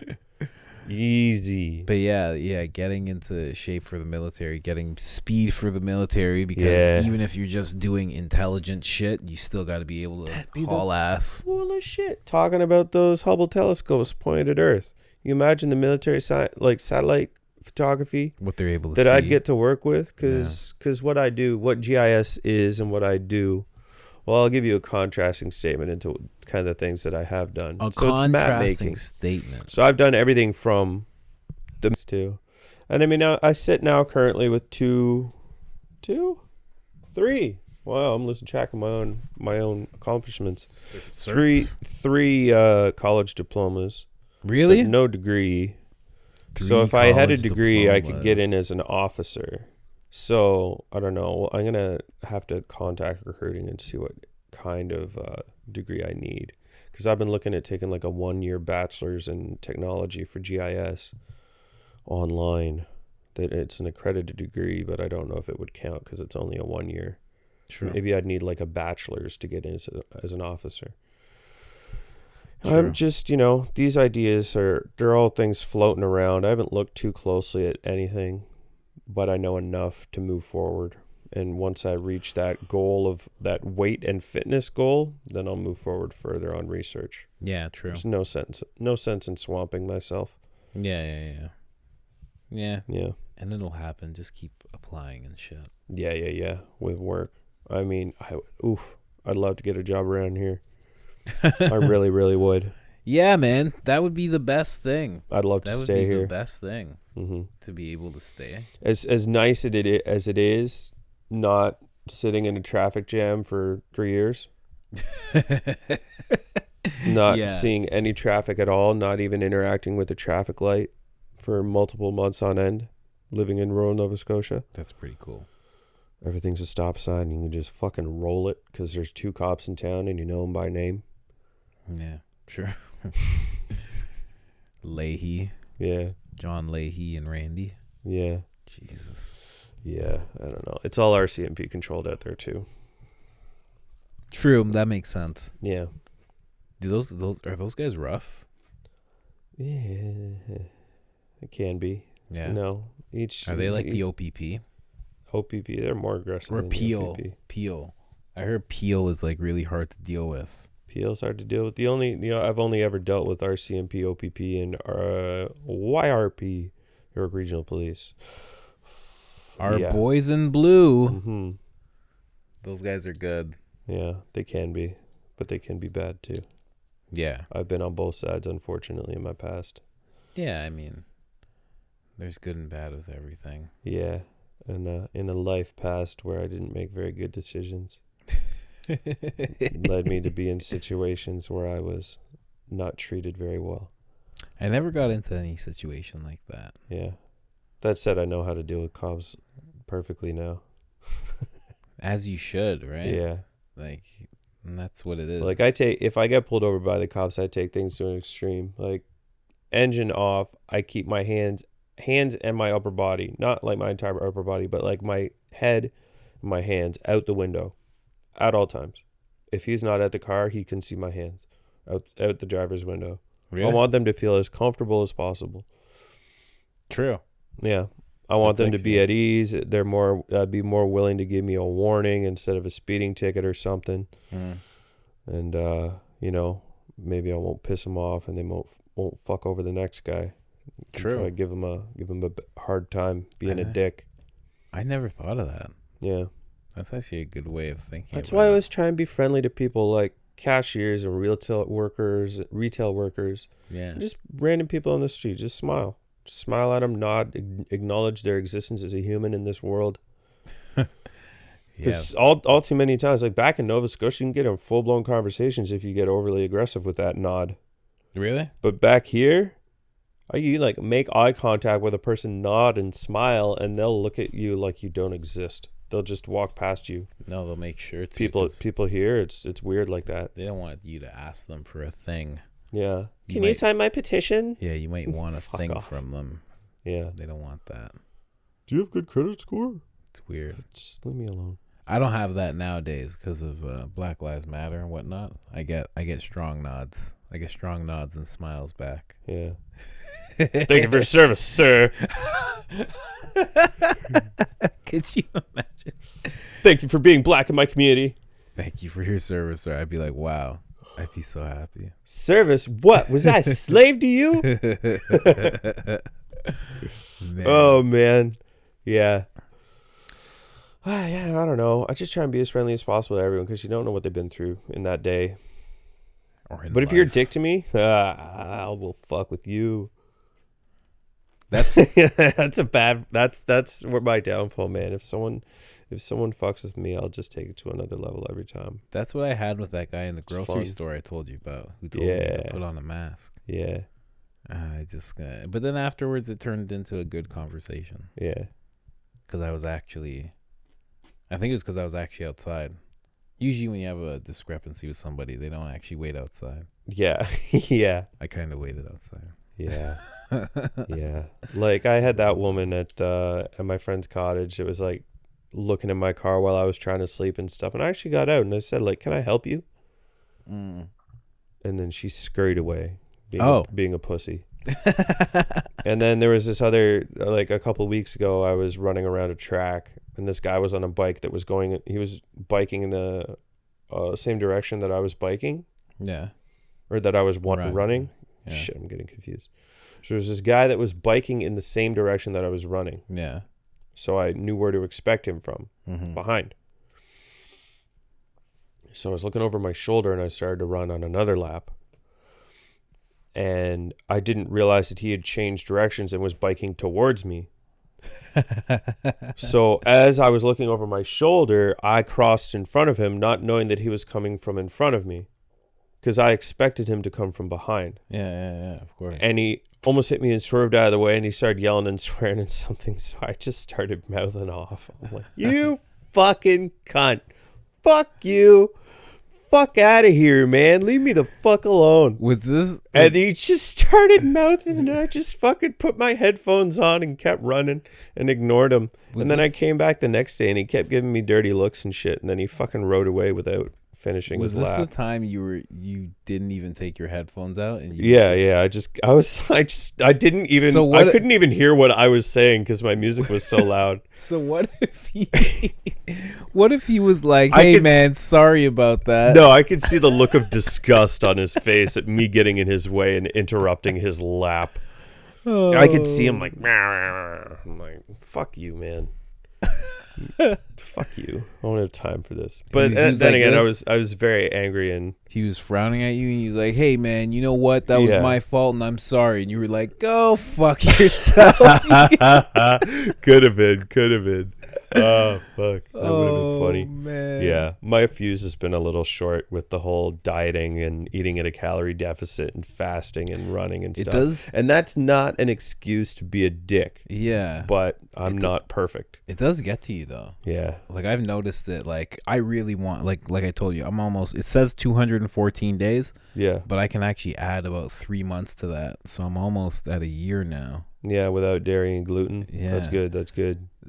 But yeah, it gets to you. Like I start wanting it. Yeah. Even though I haven't had it in so long, I'm like, I just fucking want it for no reason. Yeah. So I get a bit testy. My patience ain't all there. Yeah. I can snap a bit easier lately. And that, as I said, no excuse. But I'm not perfect. Especially with the circumstances surrounding my life and my situation right now. But then again, the random schmo on the street doesn't know that. So if I'm a dick to someone randomly, I'm just a dick. Yeah, exactly. I don't have an excuse. That's the only story they have. That's why I don't like the people who are like grumpy and assholes when they don't have their coffee in the morning. Oh, I didn't have my cup of Joe. I'm angry. Pussy. Shut up. Be a man. Be a good person. Like that. So many people are like that. Yeah. I don't drink coffee. I've never drank coffee ever in my life. Yeah. Zero. That's another thing. I'm doing all this shit on zero caffeine. Fuck that shit. I got my own energy, man. Yeah, it's better to do it that way. Your body will use the fat. The fat will exactly. Yeah. Then again, if I'm on 0 calories and I chug a sugar-free Red Bull and I run fucking mile, you could die, man. Just a red line in my heart. Yeah, man, your heart fucking. I've done that before. I've redlined my heart for years. I'm surprised that shit's still ticking. Really? Yeah. You know what I used to do? I used to have to go to this job in fucking Sea Lake Sealing. It was all the way out in Aurora. Oh. It was like almost like a 2-hour commute, but it was a night. It's called a madman shift, where like sometimes you're on mornings, sometimes you're on afternoons, sometimes you're nights. Fuck that. Yeah, and it's just always different. Every week it's just always different, and it's never the same. It's never like nights one week. It's like nights, mornings, this, that. Oh, that, man. like, Aren't there labor laws that say that you can't like work idea. like full shift? Yeah, they'll make you have to be off for like 12 hours before working again. Yeah, they'll make sure to distance it, but even still, it gets to you. Flipping your we used to work nights together at No Frills. Yeah, and flipping your sleep schedule from being nocturnal. Yeah, literally nocturnal. There was a span of time where for 3 months straight I did not see the sun. Yeah, every winter. Yeah, like if you worked, you wouldn't see the fucking sun. Yeah, you'd rush to get home before the sun rose. Yeah, because it would kill your fucking motivation. We were like vampires to go to sleep. Yeah, yeah. Everybody, as soon as it got to like 6 o'clock, anytime somebody wanted you to stay longer, everybody would get irritated. They'd be like, the sun's coming. Yeah, who's not done their shit? Let's fucking go. Why haven't you fixed those chips yet, bro? The sky's purple, bro. It's coming. Yeah, you gotta get home and go to bed. It was always like that. Yeah. I hated that. Yeah, but I loved it too. Yeah, at the same time, it was nice. Yeah, thinking about it now, like if that was it was just such a job where you just do what the fuck ever. I burned through like 700 episodes of the Joe Rogan podcast. I introduced you to the Bill Burr podcast. Like that job is actually where I discovered my love of interviewing and by nature podcasting. Yeah. Because I only listened to Joe Rogan and Howard Stern. And I thought you were going to say you had a long, intimate conversation with Robert. No. But I made stand-up bits about Robert like while in those halls. He was easy to make fun of. I made really long bits about Robert. He's an okay person. Tried to give him a chance. He's not all there. Oh wow! Doesn't shut the fuck up, and I got fed up, so I just started ignoring him. But I really tried with him. And that name we're using, that's not his actual name. That's an alleged it's a pseudonym. Alias. Yeah, he doesn't have a fucking computer, man. You think he can afford that shit? No, he does, man. He can't afford fucking lotion, bro. He's on something. I remember he's a Snapchat. No, I remember something. Yeah. I was on Snapchat, and it was like, "You want to add this guy?" And I was like, "Oh no." It was his avatar, potato. Oddly colored potato. Oh man, that guy. I wish him all the best in life, but just not a person that I want to be around. So that's okay to have people like that in your life. I'm still working on it, and I'm better at stand-up now because this was years ago when I made this. But I think I'm going to remake this bit because it's a bit about like every job you work at, you have somebody who treats it like they're working at NASA. Like lives are at stake, and Robert's that guy. Yeah. Or girl. You guys don't know who we're talking Robert. About. Could be anybody. Roberto. But yeah, you always have that one person. He was that one person, and I got to work on that bit again. He would come up to you and he would tell you to do something 10 times, 10 different ways, the exact same thing, nonstop, not shutting the fuck up. Yeah. And it would just get tired at like 3 in the fucking morning when you're trying to organize shelves of food with labels that you can't understand because it's in fucking Cyrillic alphabet. Yeah. The Russian aisle. And you're like, bro, I'm trying to fucking organize this borscht. And he'd be like, yeah, you just want to... You want to just pull it. You just want to make sure it's like, you know. Mm-hmm. And then so what I want you to do is I want you to organize this shelf. But if you could just organize this shelf in the way that I want you to organize this shelf, because you want to bring everything to the front so it's all organized. Okay. So what you want to do is you want to take the items and you want to sort it. Yeah. On the shelf. It was crazy. So it's it's like okay, I get it. And then he'd watch you. Where's Andrew? Andrew? You'd be working in an aisle, and he'd like peek around to like look at you to see if you were like. I'd be like, I'm still here, Robert. I'm still not paying attention, Robert. It was weird. It was a weird environment. It was very odd. Very weird. Very odd. Ate up a lot of years of my life that I could have been doing better things. But shit happens. Yeah. Move forward. There's an experience. Could have been doing other things. Whatever. Mm-hmm. Yeah. Whatever. It was a good job. And now we're friends. We met. Hell yeah. Hell yeah. Well worth it. Well worth it for that alone. Well worth it. Man. Yeah. I came back to that job so many times. Oh. I 3 or 4 times. Came once and left once and kept my distance. Really? Yeah. It's my philosophy with the... No, I'm kidding. Did you actually though? Did you only work there one long stint? And that was it. I got in there for nights. I did nights, and I got the fuck out. Wow. Went back to school. Wow. Night shift. Oof. But yeah, that madman shift is those are rough. Yeah. I know that really Toyota manufacturing plants for those Toyota auto plant workers in Ontario out there might know what I'm talking about. Of course, the last time I talked to a friend about this was over 10 years ago, but I know that they would do like afternoons. They do like one time slot shift for like 2 weeks or 1 week, and then it would switch. Yeah. So like every other week or every third to fourth week, it would be a different time slot. Yeah, so that's still considered like a madman. Yeah, kind of madman, because you can't really create a constant routine. Yeah. Although you can have your routine change with your work routine, but then again, it was so bad. Your life still revolves around work. I remember a guy had a heart attack there, like one of the supervisors. I'm not surprised. I was like, man, people are dying. The pressure of work and just the environment in general. I worked at a automotive factory when I was a kid. Oh, really? How old would I have been? 17, 16, 17, 18, something like that. Least. I worked at this automotive factory on Mulock Drive in Newmarket. Hey, I know where that is. Yeah, right across the road from the town of Newmarket offices. Wow. At the railroad tracks there, when you pull a right when you're I just did the thing. Fuck off. When you it still stuttered. When you pull a right, heading towards Leslie. But yeah. True. I used to work there. I had long ass hair at the time, and it would just be like 12 hours on that fucking line. My hair would feel like sandpaper coming home afterwards. No AC, working feet away from the entrance to this furnace that would bake the paint on. Really? Yeah, it was shitty. Wow. That's when I first openly started smoking weed around my parents. Or not around my parents, but told my mom about it. Because I was like, yo, the only way that I'm going to work this is if I roll a joint every single day before work and smoke it on the bike ride home. It's the only way I'm going to work this job. Really? And I did for a while. Man, whenever I felt like that, well, this is how I always felt about every job, but I would always smoke before, like on the way there. I had to have my wits about me, though.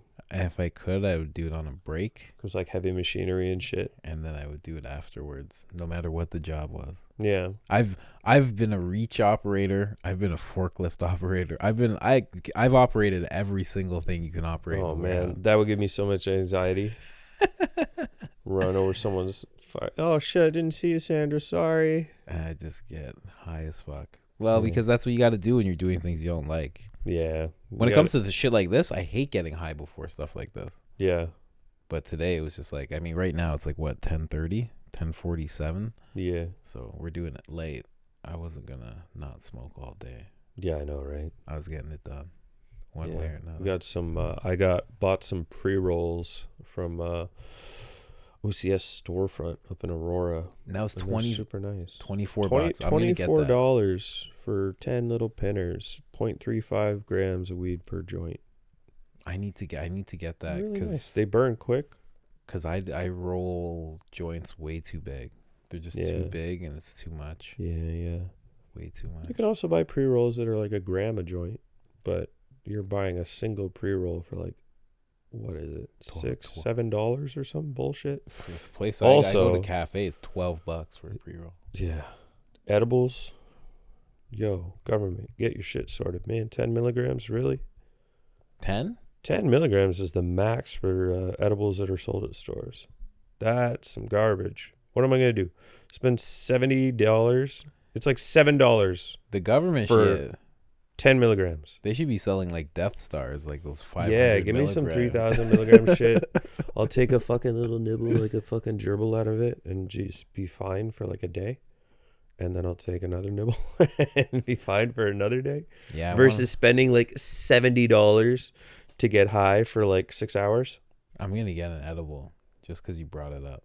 Yeah. So tomorrow I'm going to get one. I have to buy one online because I ain't going through the government. Sorry, guys.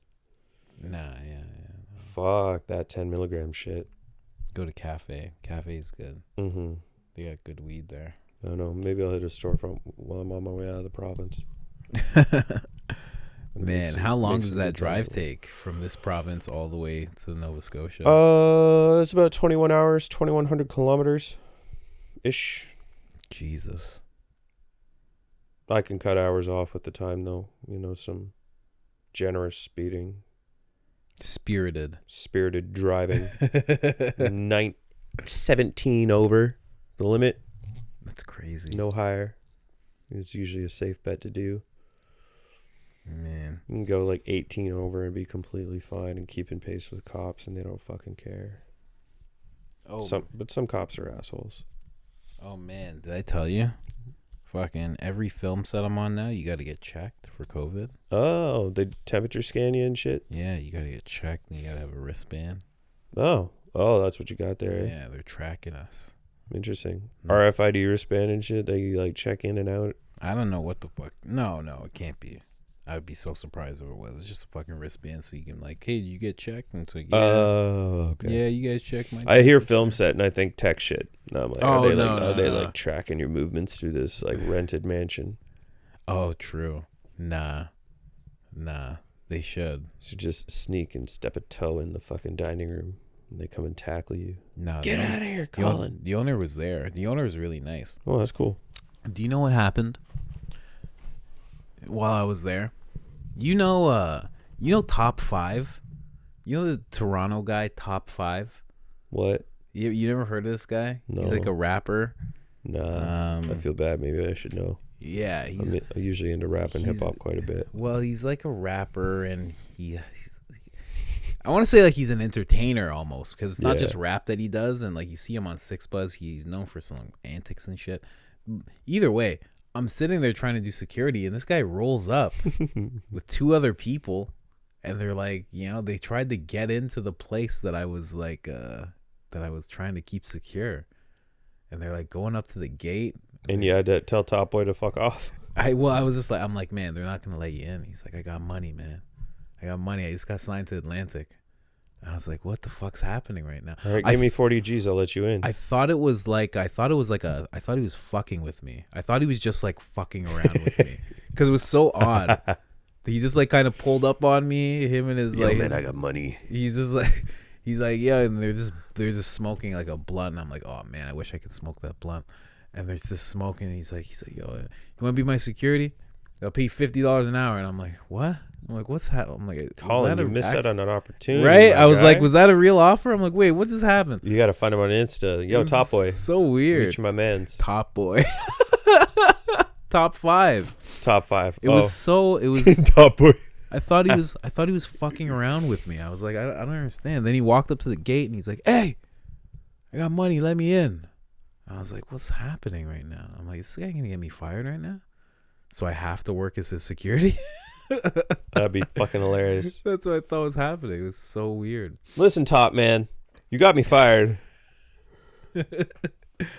Yeah, and then he was like, He's like, I was just playing basketball at Drake's house, and I didn't know whether or not to believe him because he knows Drake. He's met Drake. Feel like, show me a picture. He knows Drake though. That's the thing. I'd be like, so I can't say, picture, no proof. I can't say that like there's no chance he doesn't know Drake. He does. So maybe he was playing basketball. I know Drake. You guys know Drake. Top man. Oh. No, but it was that was the most random occurrence I've had happen at a. I mean, no disrespect. Trying to like secure a location. Yeah. To have somebody roll up like that. That's interesting. And offer me a job, and that's interesting. Very nice. It's a world I know nothing about, but it seems like it would be a lot of fun. But he did trip me out. They pulled up behind me and what was he driving? They opened up. It was just like a Hyundai. He wasn't driving. He had somebody driving him. You should have been like, boy, you got signed to Atlantic and you're driving a Hyundai. But if you got somebody driving, it's kind of yeah, swaggy. True. A little swaggy. You got someone. So, yeah, a Hyundai makes some all right shit, but still, it's a Hyundai. Yeah. It's like when people pull up with me with their Genesis and rev their engine. I'm like, boy, it's a Hyundai. Calm down. Okay. Looks all right.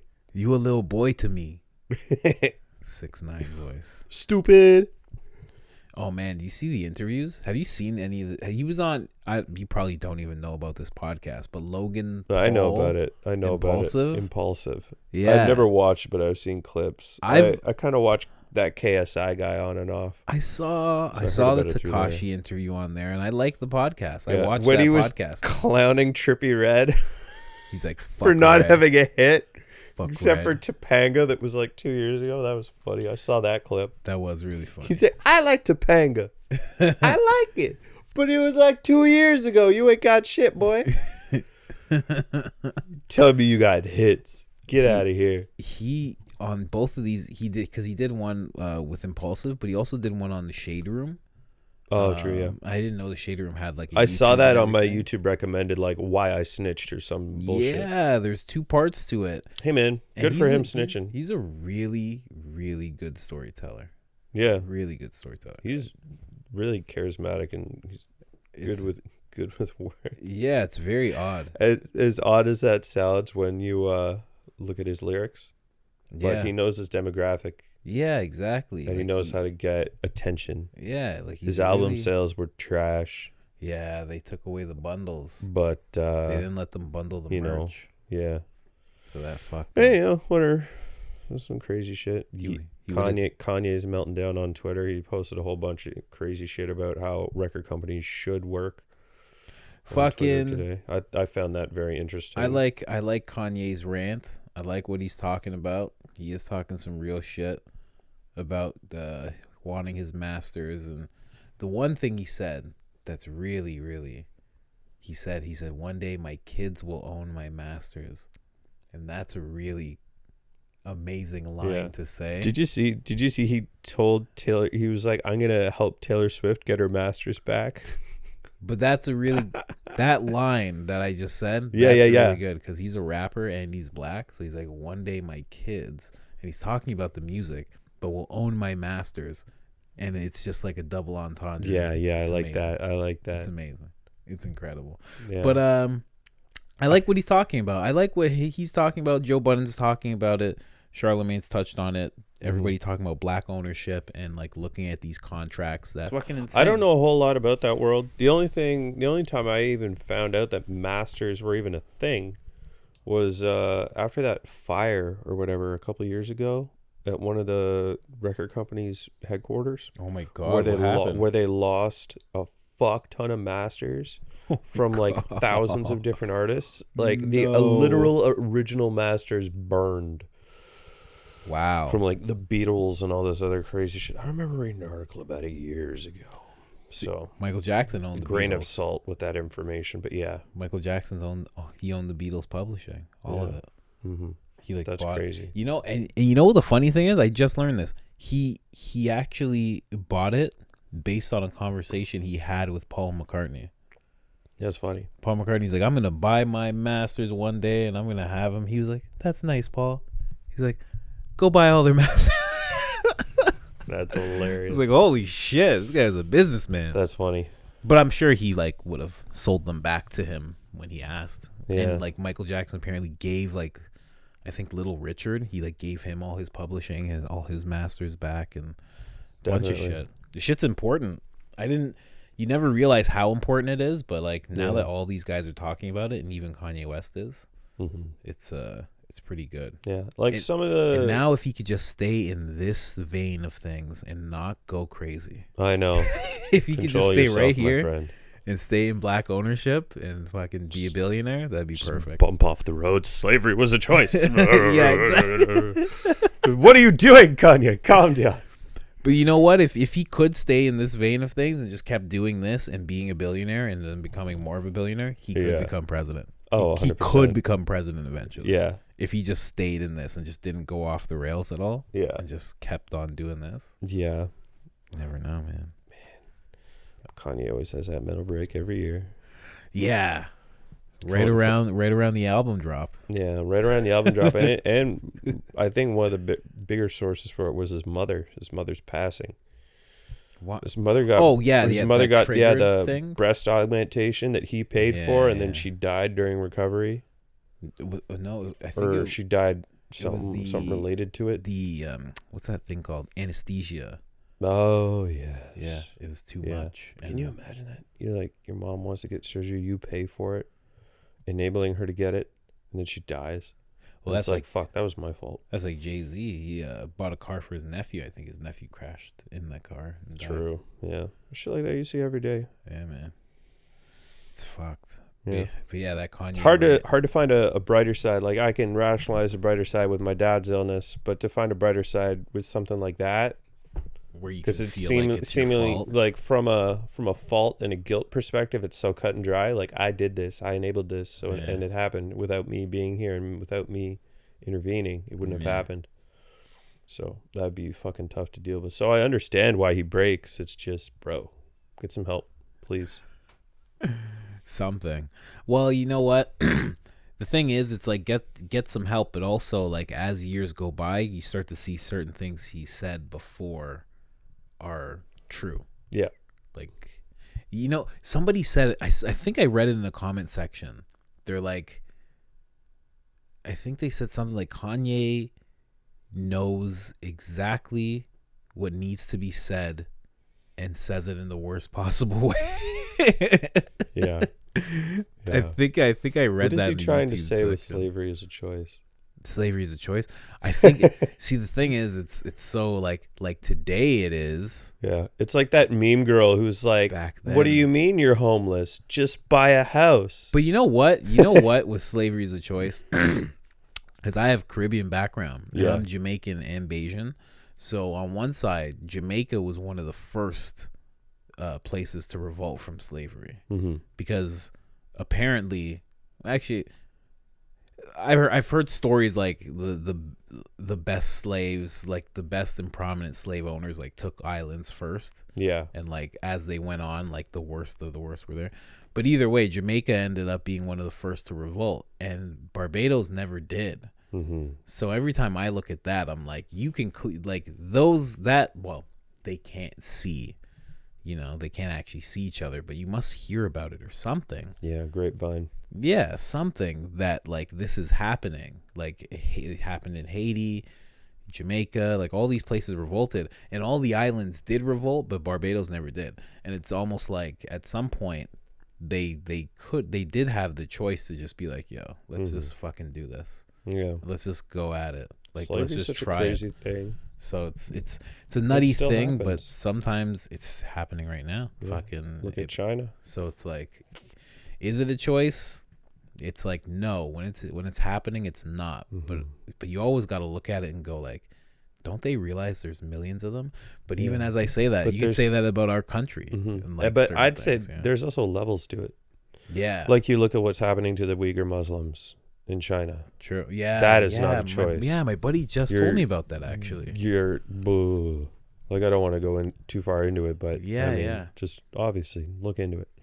It's really, really crazy. Millions and millions of people. Yeah. Apparently chained, blindfolded, headphones on. Yeah. Complete sensory deprivation, being carried on train cars from one factory to another, make masks, make iPhones, make whatever, make headphones, sterilize, hysterectomies, stop them from breeding. Yeah, crazy. It's pure genocide. Well, see, and they're going at it very aggressively. You can argue that in the West, they go about it very covertly. They want the same type of thing. They want you with your headphones on, and walking in a line with your shackles and everything. Yeah, but they won't explicitly say that here. Yeah, you know, it's weird, and it speaks to exactly what you just said about there being levels to it. There are levels to it. There really are. So I can't really. You can never say that it's a choice, but you hope that everybody revolts eventually that are in those shitty situations. Yeah. Fucking horrible places. And you're talking about like that in China. When I said it's still happening, I was thinking, I think it is Libya or Liberia or something, and they were selling them for literally, it was like $600 a pop, like a person. Yeah. Like something crazy like selling that. An individual with their own hopes, dreams, and ambitions for $600. Yeah. You're mine now. And you do my shit. Clean this shit. And I remember watching a documentary. I think it was either India or Pakistan, but there was this like group of people. I think like they were native to that land, and they were trying to like, there's certain people who are getting used as slaves to like build things, and they're getting put into these slave contracts where they can never actually pay back this money that they were owed. So they always have to stay. I've heard about that stuff. I've heard about stuff like that happen in the Middle East where immigrants will come to, like, for example, maybe Saudi Arabia, and the employer will take their passports. Yeah. And then you do this amount of work, you work this hard, and you'll get your passport back. Yeah. Of course they're fucking lying. They're never going to see their family again. Yeah. And then something will happen, and all of a sudden it's like, oh, well, that's going to cost you another 6 months. Oh, you're injured on the job. You can't work anymore. Looks like you're never going home. Yeah. Clean my house for the rest of your life. Yeah, like stuff like that. Weird shit. I'm sure that happens in some areas, but I mean, obviously, I don't know for sure. But, you know, you hear things, and it seems plausible. You hear stories from people online, and who knows who's behind that keyboard. But whether it's propaganda or whether it's actual reality, that's I don't know, right? But I read a hell of a lot of it. Man, if it's propaganda or not. Yeah, I've never been to the Middle East. I've never been to fucking China. I see a lot of shit online, and I try and do some research. But at the same time, this goes back to I gotta get away from this shit. I gotta stop. What the fuck am I gonna do with the Uyghur Muslims? What the fuck am I gonna do to stop the Amazon rainforest fires? Yeah, it's hard. Like, what am I gonna do? Like you can. This is the pinnacle of what I can do. Yeah, is talking on this podcast right now and having maybe 50, 60, 100, 200 people listen to me. Huh. That's the most that I can do. That'd be generous. 200 people. Hey, man. We're not at those numbers yet. You'll know when we are. Easy there, Joe Rogan. I'll be fucking saying sponsorships and shit. Your crown is falling, King.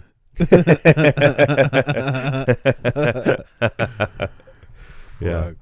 Yeah, just, you know, I indulge way too much in Reddit. I indulge way too much in YouTube. And I want to set some goals for myself over the next couple months when I go back to Nova Scotia. I want to, for 1 full month, I want to not go on Reddit at all. As it is, I probably spend like 5 or 6 hours a day on Reddit. Jesus Christ. Whether it's on my phone or on my computer, just looking at random shit. Whether it be 30 seconds here or there checking it, or whether it be sitting on there watching funny cat videos, or people get into street fights.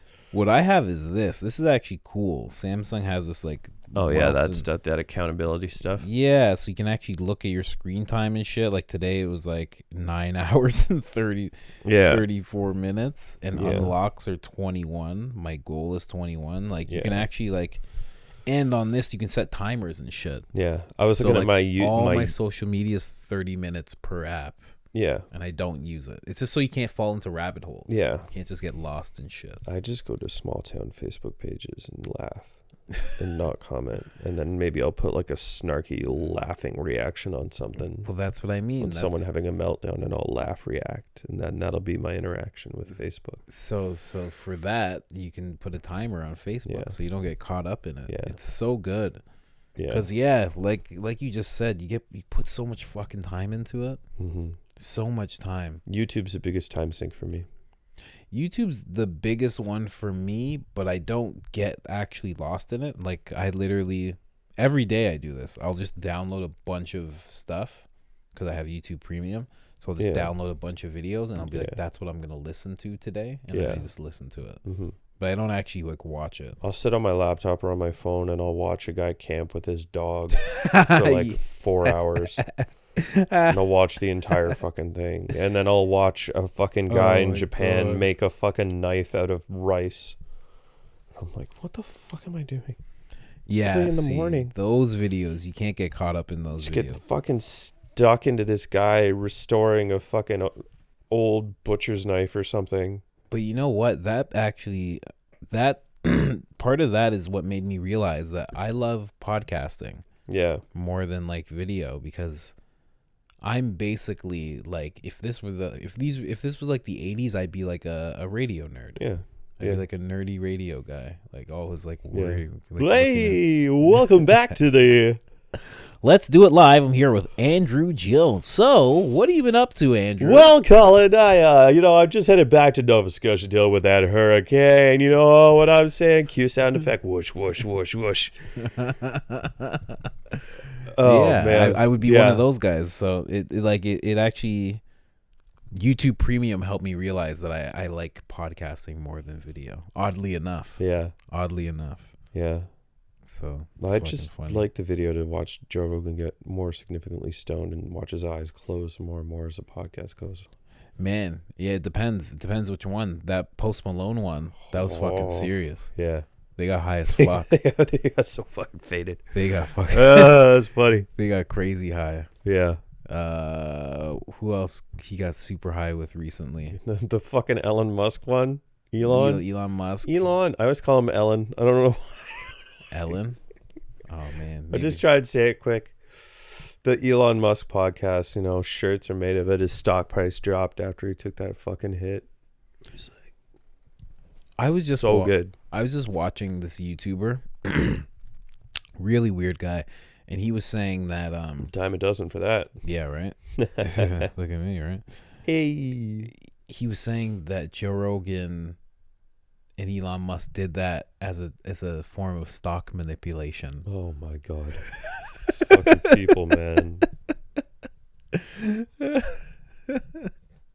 If I tap my nose 3 times, he's like, yeah, he's a. I tapped it 4. Don't do it. He's a disinformation agent. That's what he was saying. And I was okay, like, wow. Alex Jones. And that's just what's gonna happen. And you know what? That happens. Black helicopters. Black helicopters. You have to understand. Sandy Hook. I have the documents. You couldn't show me one child from Sandy Hook. That type of shit. No, but yeah, it's that just happens to you no matter what. Yeah. As long as you keep doing stuff like this, eventually this just happens. Mm-hmm.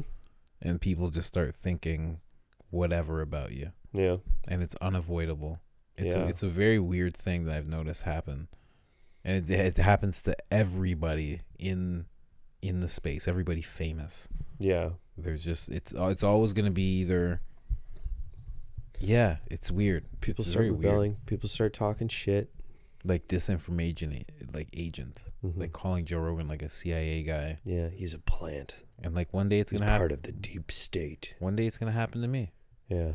One day somebody's going to be like, hey, that guy is you disinformation agent, Zionist, Marxist, communist. See, the thing about him is he grew up in this Jewish area, but what he doesn't tell you is that his grandfather was Jewish. Yeah, he was a Rothschild. They're why connected do you think he to wears this. Those headphones. That's why he's those always currently cued. That's why he always wears a hat. If you ever take off the hat, you'll see there's a yarmulke, and that's why. And the Jews. That's how 9/11 happened. Yeah. And he had Tower 7. It was free fall. There are no actual plane remains at Tower 7. I'm sorry. I'm so done with all that conspiracy shit. I just look at it for the humor now.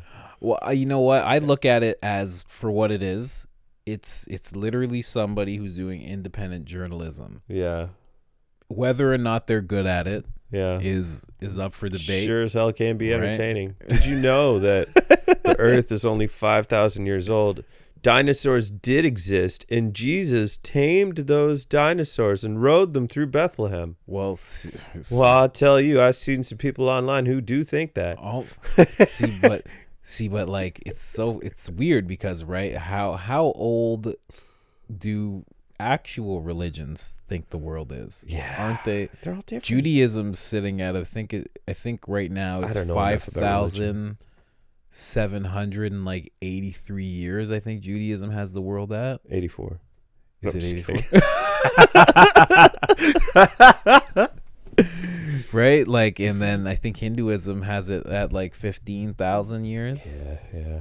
And like, what's Christianity, or like 2010? Is that how that works? 2020, bro. Oh yeah, 2020. Yeah. Yo, I wish I could go back in time. Right. Yeah. So I don't know. It's weird. Yeah. So maybe Jesus did ride dinosaurs. Hey man, one of my doesn't Jesus flat Jesus conveniently look like Tarzan? No. Speaks to animals. Yep. Could definitely ride an elephant if need be. Yeah. You never know, man. Yeah. I love it. Yeah. It's just fuck. And that's actually a real thing. Like, I know that's a real thing. Yeah. That's like riding dinosaurs and stuff. I've heard that whole thing. I love flat earthers. There's this one meme I saw online, and it's like dinosaurs on a flat earth disc. And then the second picture is the dinosaurs on a flat earth disc with an asteroid in the distance. And then the last picture is the asteroid hitting one side of the disc and the disc flipping and flinging the dinosaurs off into space. Oh. I fucking laughed my ass off when I saw that. Really I thought you were going to say that it was flat, the asteroid came, hit it, and then it all wrapped around the asteroid, and that became Earth. The stiff, hard, flat Earth just went whomp and just fucking flung the dinosaurs off like a catapult. Hey man, but if the Earth is flat, oh bro, I'm working geography, man. This shit ain't flat. Fuck off. if it is flat, that changes things. If there's an ice wall, I will cut my dick off. Right. With the ice wall, I will hump it until it's a stub. That's how confident I am. Because they say that there is an ice wall, right? Yeah, that is there's part an of ice it, wall right? that surrounds the planet. And then you go beyond that. Yet, they think that Mars is round. Do they? That Mars is a globe. Do they, it's a though? Spheroid. Do they, though? Yeah. Well, the fucking official Flat Earth Twitter said so. I love how there's official flat earthers. Yeah, I know, right? See, these non-official flat earthers, what they think is, man, there was this the conference. Official guys come in, they're like, no, that's nonsense. There was this worldwide flat Earth conference, and the fucking official flat Earth Twitter, whatever the fuck, I don't do Twitter, had made a tweet that said, welcoming members of the Flat Earth Committee from all around the globe. Oh yeah. And people were clowning them like, globe? What the fuck? I thought the Earth was flat. And they're just like responding, saying it's like, oh, it's just a from terminology from all across the plane. Yeah, that's what they should have said. They took planes to fly across the plane. But what if like what? So you do geography stuff? Yeah, man. So Shaman. It's not flat? No, man. Well, I mean, are you technically, sure? If you want to think about it that way, I work with computers, right? You got talking to the face. Yeah, it's right there. Yeah. If I work with computers, right? So technically, looking at that computer screen, the Earth is flat. See? Because I'm looking at it's on this. Get it? See? Jokes. There's layers to everything, so it's unfolding. So it's flat there. Yeah. As above, so below. Yeah. So that means if it's flat on the screen, it must be flat somewhere else. Yeah, but then you get into map projections and shit, and you get in your into your Mercator and your but actually transverse. Can you see it? Can you see curvature? Can you see roundness? Yeah. Actually? Yeah. I live on the 15th floor just over here. It's 50 kilometers from me to the horizon. It's 50 kilometers. And I can't see past that. No, when you're doing like your work stuff. You can work curvature into it. Really? Yeah. Do you have to at all? No, not on the scales that when I'm zooming in on somebody's property. Oh yeah, true. Because you're getting just looking at their property lines and seeing that they want an extension left or right, or they want to merge these parcels and join the two lots. Okay. And it doesn't fucking matter because you're working with feet. But I remember meters. You were saying you can see sea levels rising with the stuff that you do. So that's like separate data sets. So that like certain climate scientists from around the world have put out projections and stuff. Yeah. And you could download that data. True. And universities and stuff have done studies and stuff where you can see what it's going to look like over time. Oh, I thought the coastline. I thought you could actually see it on your shit. Like well, you can program it in, yeah. You can use something called LiDAR, or you can just use contour lines, and you can map out elevation.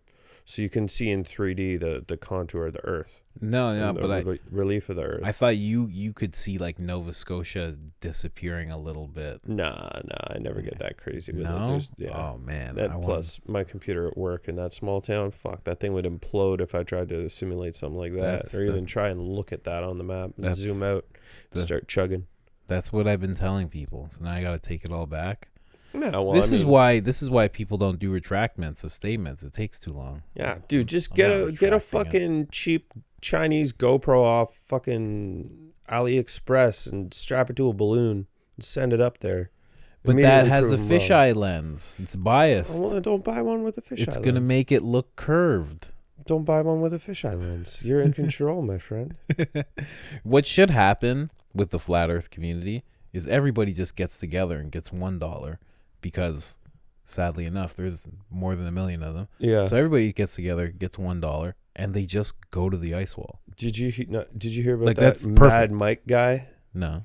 So this Mad Mike guy, he was a flat earther, and he raised $50,000 to shoot himself in a rocket up to 5,000 feet to prove with his own eyes that the Earth is flat or not. What? And he shot himself up in a rocket. It exploded, and he died. No.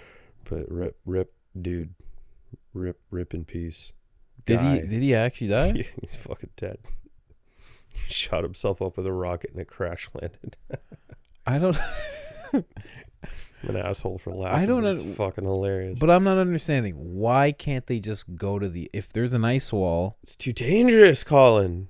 Oh, like I don't know. They'd probably say that it's forbidden. Because why not? Like that's the thing to do. You just go to that ice wall. You find it the same way that Truman did in the Truman Show. They're scared. They're making money off their flat Earth merch. And you know what? They don't want to ruin their brand. Yeah, there's some guys who are like they're in it and they're making money off of it, and they don't care to fucking find out. Like the guys who are speaking at these flat Earth conferences and get like speaking fees. The fuck? Like, why don't you just become one? I should. You should. With the field that you're in, just be like, I see the light, guys. I see the light. I look at my computer screen. It's all flat. Thanks for your time, guys. Thanks. You'd be like, I was using LiDAR and I did something that the company didn't want me to do, and I saw. The elevations were all zero. They were all zeroed out. The whole fucking conference would be like, I didn't fuck up the analysis, I promise. They would all be like, oh my God. Oh my God. It's flat Earth Jesus. He's flat Earth Jesus. He's the equivalent of the NASA CG guy. Oh man. That's funny. Man. Yeah. The NASA CG guy. That guy made it onto Rogan. Don't talk shit about that guy.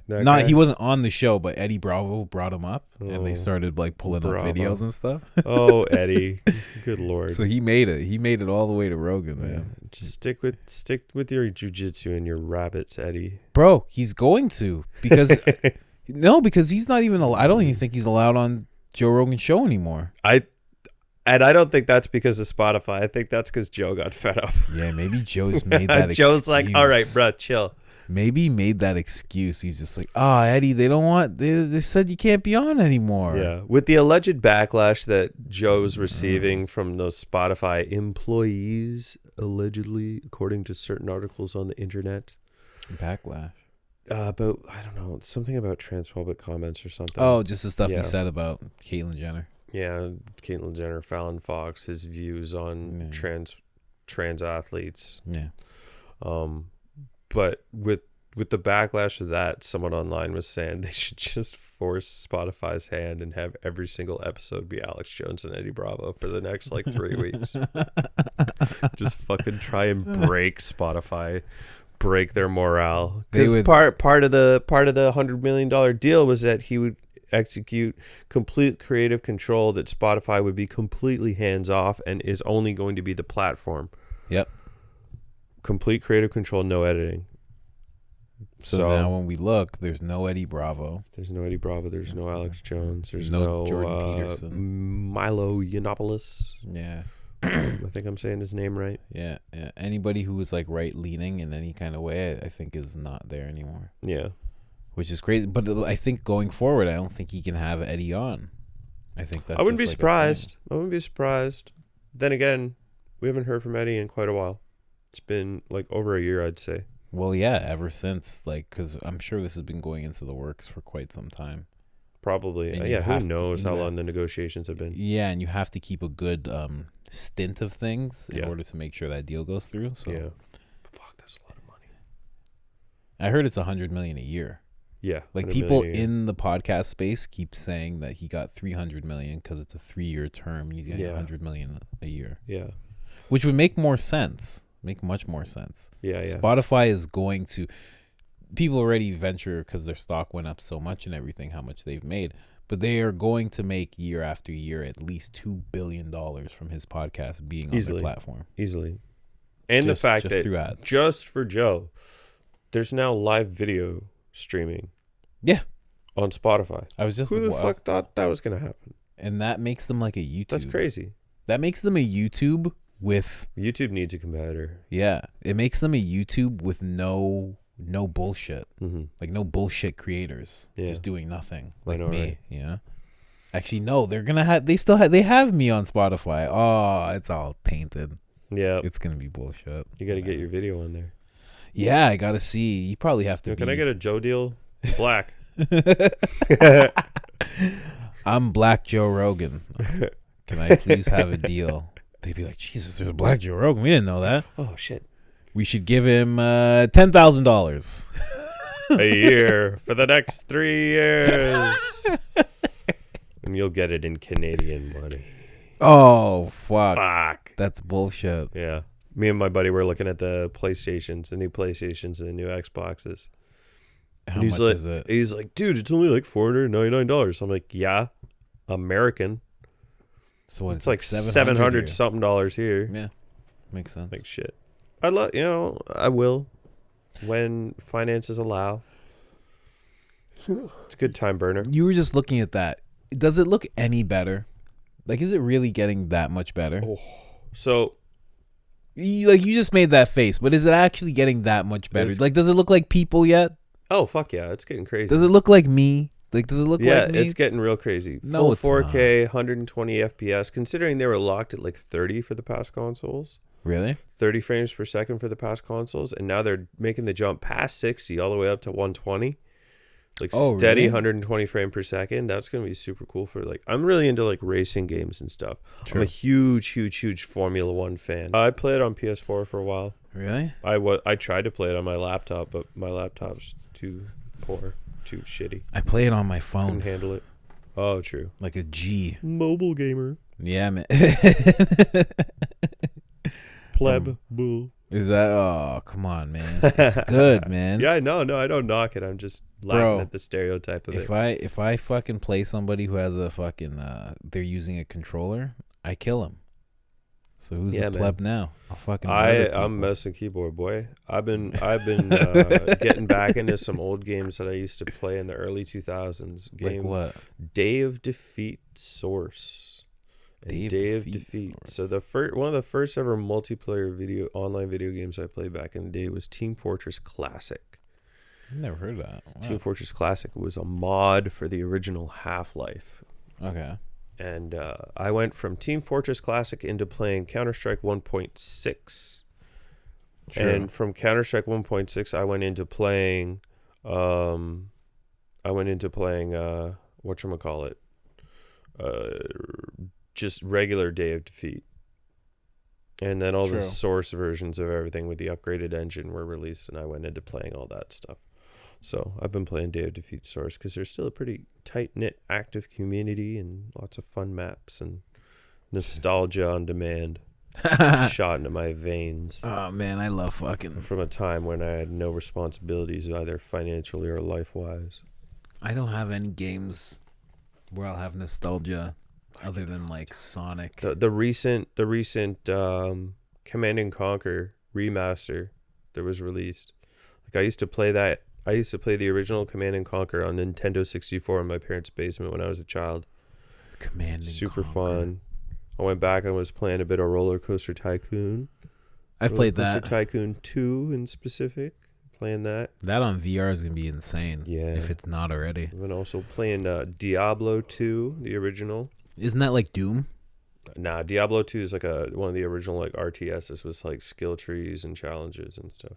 The hell's a skill tree? Skill trees? Well, you choose like your barbarian guy and you give him like whirlwind or like bash or leap. Oh, okay. Yeah, you choose your different skills and you upgrade them along the way and you add to your statistics, and there's random drops and mobs and loot and good old times. True. Used to burn hours back when I was a kid. Good times. Many hours, yeah. Good times. I love video games. It's a good escape. It is. When I'm not running, I'm working out and pushing myself into the ground to reach my goals. Yeah, I got to relax and indulge in some things that make you happy. I've been in such a bad rut, and I'm gonna get out of it as of tomorrow. Rut like how? I don't know, man. Fitness wise, yeah, after mindset. Like we did that walk. And, like, I felt horrible, but then I kept pushing myself. And then we started doing the laps and shit. Yeah, see, the laps. When I started doing the laps, that day that I did the 200 lunges and the 200 squats, and then I ran the 10 laps. Yeah. Like 12 or something. After that day, and I kept doing the laps, I just felt more and more beat up. Yeah. And my legs kept spazzing. Yeah. Like, crazy. Like, just, like, I couldn't do anything. Like, my girlfriend had to get, like, Robaxacin for me and a heating pad and all sorts of shit. Yeah. So it's like ever since then I've been like feeling shittier. Yeah, and now I need to pull myself out of it. I push myself till I break, but I only do that once. And then I'll take a break. And then I'll do it again. And I'm super, super mindful. Like I know what a joint pain feels like. I know what a muscle soreness is, like what that feels like in my specific body. I know what tendon pain feels like and where it's worse. Same. Like I know if my knees are just hurting and I'm being a bitch, or whether it's an actual problem and I have to rest. Yeah, same. I know all that stuff. That's why it was like as this started happening, it was so weird because I could tell it's just muscle stuff. Like if you're getting spasms, it's just muscle shit, obviously. Yeah. And you just need more salt and you need more fucking conditioning. And yeah. So now it's like I have to, now it's almost like I'm afraid because I know I have to go back to the 200 lunges because that's what made me feel so horrible. Yeah. I have to go back and do that again because I hate lunges. Yeah. So I'm going to have to do that. That David Goggins shit. We're going to do something that sucks every single day. Yeah, I have to go back at it. So I'm going to turn it up a notch and do something that sucks 5 times a day. But then the thing that scares me the most about is not the actual exercise. It's the spasms after. Oh, yeah. My spasms are crazy. I never even get that. Even with such a low caloric intake. Really? Fuck. Like 800 to 1100 calories max a day. I've been fine. I don't know how. I'm a freak of nature, man. I get such bad spasms. Even when we were in the car, I felt a little like I felt it like and shit. Yeah, I was like, whoa, shit, what's happening? And I made the seat go back like so I could like stretch my legs. It's weird, man. That's what you're doing. Yeah, I remember I was like kind of saw you out of my peripheral and then you disappeared. I was like, shit, Colin's zoning. He's zoning hard. Let's go. Yeah, man. Let's give a little launch control. Wake him up. It was so weird, man. So it's like I'm just afraid of the spasms, but now I just gotta embrace them. Mm-hmm. Shout out to York Regional Police for being scarce tonight. Yeah, right. Fuck. Yeah, we would. Yeah, that would. No, we didn't do anything super crazy. Yeah, no. Just a little spirited driving. Hey, man. Last day in Ontario. Got to make the most of it. Yeah, exactly. That's why I'm glad we did this. Yeah. I don't know exactly what my plan is in terms of leaving. It's 11:30 now. I was going to leave early morning. But then again, I might just leave whatever time of day and get a hotel in Cornwall and then sleep the night in Cornwall and then blast through from Cornwall to Gagetown. Sure. And stay with friends there. Yeah. I've been keeping my bubble very responsible in terms of COVID, wearing a mask everywhere, social distancing, all that. So I'm not worried. Got the contact tracing app, all that. You know, however invasive people think it is, I don't give a fuck. I just want to be safe, especially with my dad in the situation that he is. Yeah, you have to. I don't want to fuck friends over. So. Well, you don't want to fuck him over. Yeah, I know. That's like another one of those things where it's like you'd have to just be like, I did that. Yeah, that's a Kanye West moment right there. Yeah. Gave my dad COVID. Yeah. Yeah, no, he's been doing better and better. It's crazy. Really? It's fucking weird. Yeah. That's good. Rolled back the intensity. He can't take pills anymore because his stomach can't keep him down. So he's got a butterfly valve in his arm, which is basically a permanent. Yeah, like a feed to it. Permanent feed. And he's got like an insulin pump style thing that can pump morphine straight into his bloodstream whenever he wants. Fuck, that's the way to be. That's end of life shit right there. That's the way you want it. Yeah. But the potency of the drugs that he's taking through that butterfly valve has dropped over the past month. Really? So his pain meds aren't as intense as they used to be. Yet he was supposed to die like 2 months ago. What the fuck? The fucking doctors, goddamn it. So he's supposed to die 2 months ago? Hey, you ever asked him if he wants to like take 10 grams of mushrooms? He wouldn't do that. No? He wouldn't do that. He won't even smoke weed. He's super straight, man. Come on, man. He's super straight and stubborn. This is the time. Yeah, no. Oh, man, that'd be great. Yeah. Could you imagine? I wouldn't even bother asking him because I know exactly what the answer is going to be. You show him a couple videos? Nah, he wouldn't give a fuck. He wouldn't care at all. He'd just be like, dude, I want to watch my baseball and do my puzzles and do my Sudoku. True. Eat. I've been spoiling him with his favorite snack foods. Like I went and got like the crunchy cheese twists from Bulk Barn. Got him some coffee crisp chocolate bars and his favorite salt and vinegar Lay's chips. He's like, I'm not feeling that hungry tonight. And I went out for a late night drive and came back with salt and vinegar chips. And I snuck them to him. He fucking ripped the bag open like an animal. Fucking mowing down. He had fucking 10 joints. He's like, nom, nom, nom, nom, nom. I'm like, yeah, that's my dad. Doing his shit. Let's go. That's fucking funny. Yeah, man. But that's nuts. It's good shit. So like what? Like maybe DMT? Hey, man. Well, regardless, he got a big dose of that before he goes, from what we know. Yeah, that's what they say. Yeah. That's what they say. Yeah. He'll do psychedelics one way or another. He won't have a fucking choice. Nah. Well, I mean, yeah. But like... Yeah. If that research is all correct. But yeah, you know. That's crazy. Yeah. That's the one thing I wish I had done for my dad, is got him to do mushrooms. Yeah. Before he passed away. There was even a point in time where we were looking at the assisted route, because if it was deteriorating so badly and he was just in such constant pain, just taking the assisted suicide route. My friend, you actually know him. Yeah, his aunt had to do that. Yeah, his aunt did that not too long ago either, in the summertime. Mm-hmm. Having some control over your state of being is very nice. I'm glad that Canada went in that direction. Yeah, having control, and you could put down a horse when it breaks a leg, right? But you can't put down. You can't put yourself down when you're in unbearable pain. Yeah, it's weird. It's illegal. Illegal to be at peace. Yeah. Come on. Yeah, it's a weird better thing. this way. It's a weird thing, but sometimes people pull through, and that's why it's like it's a back and forth thing. Yeah. And then like it's like, when are they allowed to do it? I think they should have the assistance available, and also fucking mushrooms, man. Oh yeah, definitely.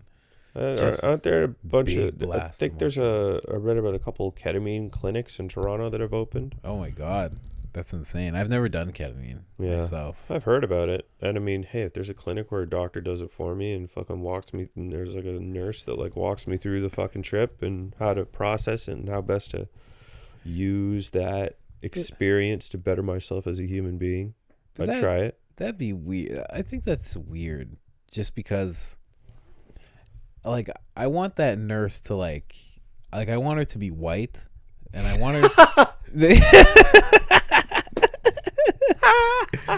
No, but like, I want her to be white and have dreadlocks, and be wearing like some kind of like psychedelic scarf, eyeshadow, and like I want her to like kind of be wearing. You can like smell she's wearing natural deodorant. I want her choose your fighter. I want her to be wearing crystals and shit. I don't want her to be like a sterile like regular nurse. Yeah, I want her to look like. I've always said. I want her to look like I met her at a festival. I've always said that I want to go to a shrink, just normally.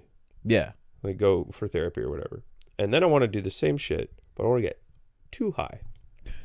too high on weed, like paranoid, and work through my paranoid stoned self with a therapist. Oh, you can do that. You're allowed to do that. And then I'd want to do it on like mushrooms and just because like what I do when I make big decisions is I will get too high before I make a big decision, and I'll think about all the paranoid aspects about it. Oh, really? Yeah. So it's a completely different perspective on the decision at hand. Huh. That's funny. And then if it makes sense for too high Andrew Jones, and it makes sense for sober, logical thinking Andrew, then I'll move forward. Yeah. That's smart. Mm-hmm. That's actually. And I'll also always, if I get into a fight with someone, if I get into a spat with a friend, or if I be a dick to someone unnecessarily, except for that guy on the bike, fuck you. Then I'll also do the same thing, and most often than not, getting too high after getting into a fight or an altercation with someone, I'll feel like a piece of shit and I'll go apologize. Yeah, true. Because like I'll just be like, oh man, like what do I gain from acting like that? It's satisfying in the moment, but what do I actually gain long term? Yeah, nothing. Even if you win. And what do I gain from apologizing? Peace of mind. Peace of mind, and you give them something too, and you preserve a friendship. Yep. Potentially. Yeah. That guy was for sure like, I like those fucking pants, buddy. And you're like, I was like, fuck yourself. I hope so. That would have been so funny. And he tells that story to this day. He's like, I don't know, man. I like his pants. I got to find him and apologize now. I liked his pants, and he just told me to go fuck myself. Yeah. Called me a piece of shit. I went there a couple days later, and he was there. And he rode his bike past me, and he was like, it's real mean, like, fuck you, you're disgusting type look. And then he just fucking peeled out and left. I'm like, all right, okay. You're the handsome gentleman from last time. As he was biking away, I was like, fuck you. I didn't say anything, but I flipped him off to his back like a loser. Because I was having a bad day. That's what happens. Yeah. Oh, man. Well, got high as fuck. It's 11:30 already. I know, right? I have to go to sleep. I know, right? Me too. Because I might go get one last cheat meal. What are you going to get? I might go get a pizza. Not a pizza, but a slice of pizza. Really? Yeah, I think so. Might go get a slice of pizza. I really want Popeyes, but I'll save that for another time. Really? Yeah. Well, yeah, but then you're gonna get a gout outbreak. It's gonna be horrible. No. I'm on a medication solid right now. As long as I stay away from alcohol, red meat, and seafood, and keep up with the medication, I'll be completely fine. Really? Yep. Are you sure? I feel like you can still get it. If you I definitely around. could. I definitely could if I fuck around and neglect the medication. But if I stick with the medication, the allopurinol and colchicine, if I stick with those two guys, make them my best buds, make a ritual out of taking those pills, I'll be fine. Make a habit out of it. Eventually I'll get a family doctor and see if I can't figure out some long-term solutions that don't involve medication. Yeah, right. I'm not a big fan of medication. Yeah. Oh, you ever tried like CBD? Like anything of that nature? Shitty CBD from like a weed store that's like 50-50 CBD THC. I've never actually tried any of the like 1,000 milligram drops or tinctures or no. You should get like things a like lotion. that. I've never tried that. Yeah, you should try that. Yeah. And just like you don't even rub it in because you couldn't in that state. You just fucking dip your toe into it. You heat it up and just dip your toe in it. Like just, candle wax. Yeah, and just let it just sit there. Hell yeah. I'll have to look that up. I wonder if that works. Yeah, who knows? I'd be willing to try. Man. But every time we're gonna wrap up, but every time you're here, I'm always like, man, we could have been friends for years already. I know. Shout out No Frills for hooking us up. Bang. This guy, like when I first got to No Frills, you're like, yo, you should hang out. You're like, I live right there. We should chill. And I'm like, yeah. I'm like, this is the most depressing part of my life. I'm like, remember when we barely knew each other and you went to go to the bathroom in No Frills and I was just in the bathroom smoking weed with my like pants up, feet up on the baby changing table. I'm just smoking weed at like 3 a.m. in No Frills. Yeah, he's just sitting there. Hitting my vaporizer. Yeah. And I looked at him and was like, does it smell in here? You're like, what? I was like, what the fuck? Does it smell like weed in here? He's like, no, not really. I'm like, I just gotta piss. Oh, no worries, man. I'll wrap up. It was so fucking, yeah. But yeah, I always think of that. I'm like, man, I could have fucking been hanging out with this guy for so long. Yeah, I know. And you just lived right around the fucking corner from me. I've been living at that condo feet from your door for almost 13 years now. I know. Fuck. Well, I haven't been there for the entire time. Most of the time I've been in college or working, but still abroad. But yeah, I'm glad we did actually end up connecting. And absolutely, man. Now we do shit like this, and we run laps and pushing me to run faster, run farther. I appreciate that. Yeah, you pushed me too. I didn't plan on running at all this summer at all. Like I wasn't gonna run at all. It's always good to get into it. Yeah, I'm not gonna stop. Yeah. Now I got to keep going. So, yeah. Good luck. Yeah, thank you very much. Good luck in your travels to Nova Scotia. Hell yeah! I'm hoping I beat that hurricane. Go to Halifax and have sex with a mixed girl for me, because there's a lot of mixed girls out there and they're very voluptuous. Hey man, I'm a single man. Been so for a while, taking applications. But handing out applications and taking applications. Hey man. But wherever they come. But yeah, thank you so much, man, and good luck with everything. And obviously, hell yeah. Oh, that's my lady. Hold on, lady. You just answered. I know. Honey, I'm wrapping up my podcast. Okay, sorry. I'm with Andrew. Hi. Hi. You're on the podcast. Okay, bye. All right, bye. Love you.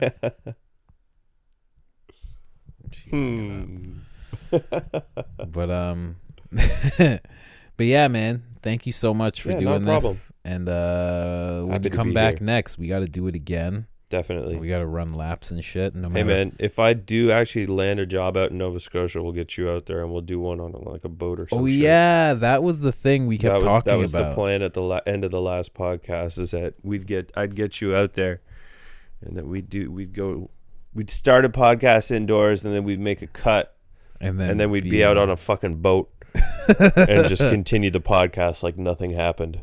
Yeah, that's actually a good idea. That's actually pretty fucking funny. That is actually a really good idea. Just a hard cut, mid-sentence, flip over. Yeah. And still on topic. Yeah, still same on topic. Yep. And that would be different for us. Oh, yeah. Yeah, what the fuck is a topic, man? We're all over the place. Oh, man. All right. Fuck. Yeah, let's do something like that. 100%. But good luck, and yeah. Yeah, thank you. Yeah, have fun. Thanks for having me. Yeah, no problem. Once again. And later, to all those guys. listeners out there, good seeing you again. Yeah, your episode for some reason has like a lot of views. That's cool, man. I'm not really sure why. That's cool. Yeah. So I'm glad people enjoyed it. Yeah, man. They enjoyed my incoherent ramblings and topic switching and backtracking. You know why? I think there's a super famous baseball player named Andrew Jones. Yeah. ANDRU. Yeah. The fuck was your name, man? I might just write it like that in the description just to get the views up. Hey, man. Go for it. No, I'm just fucking. Shout out Andrew. All right, guys, we're out. All right, ladies. 2 hours, 18 minutes. Jesus. Not bad now.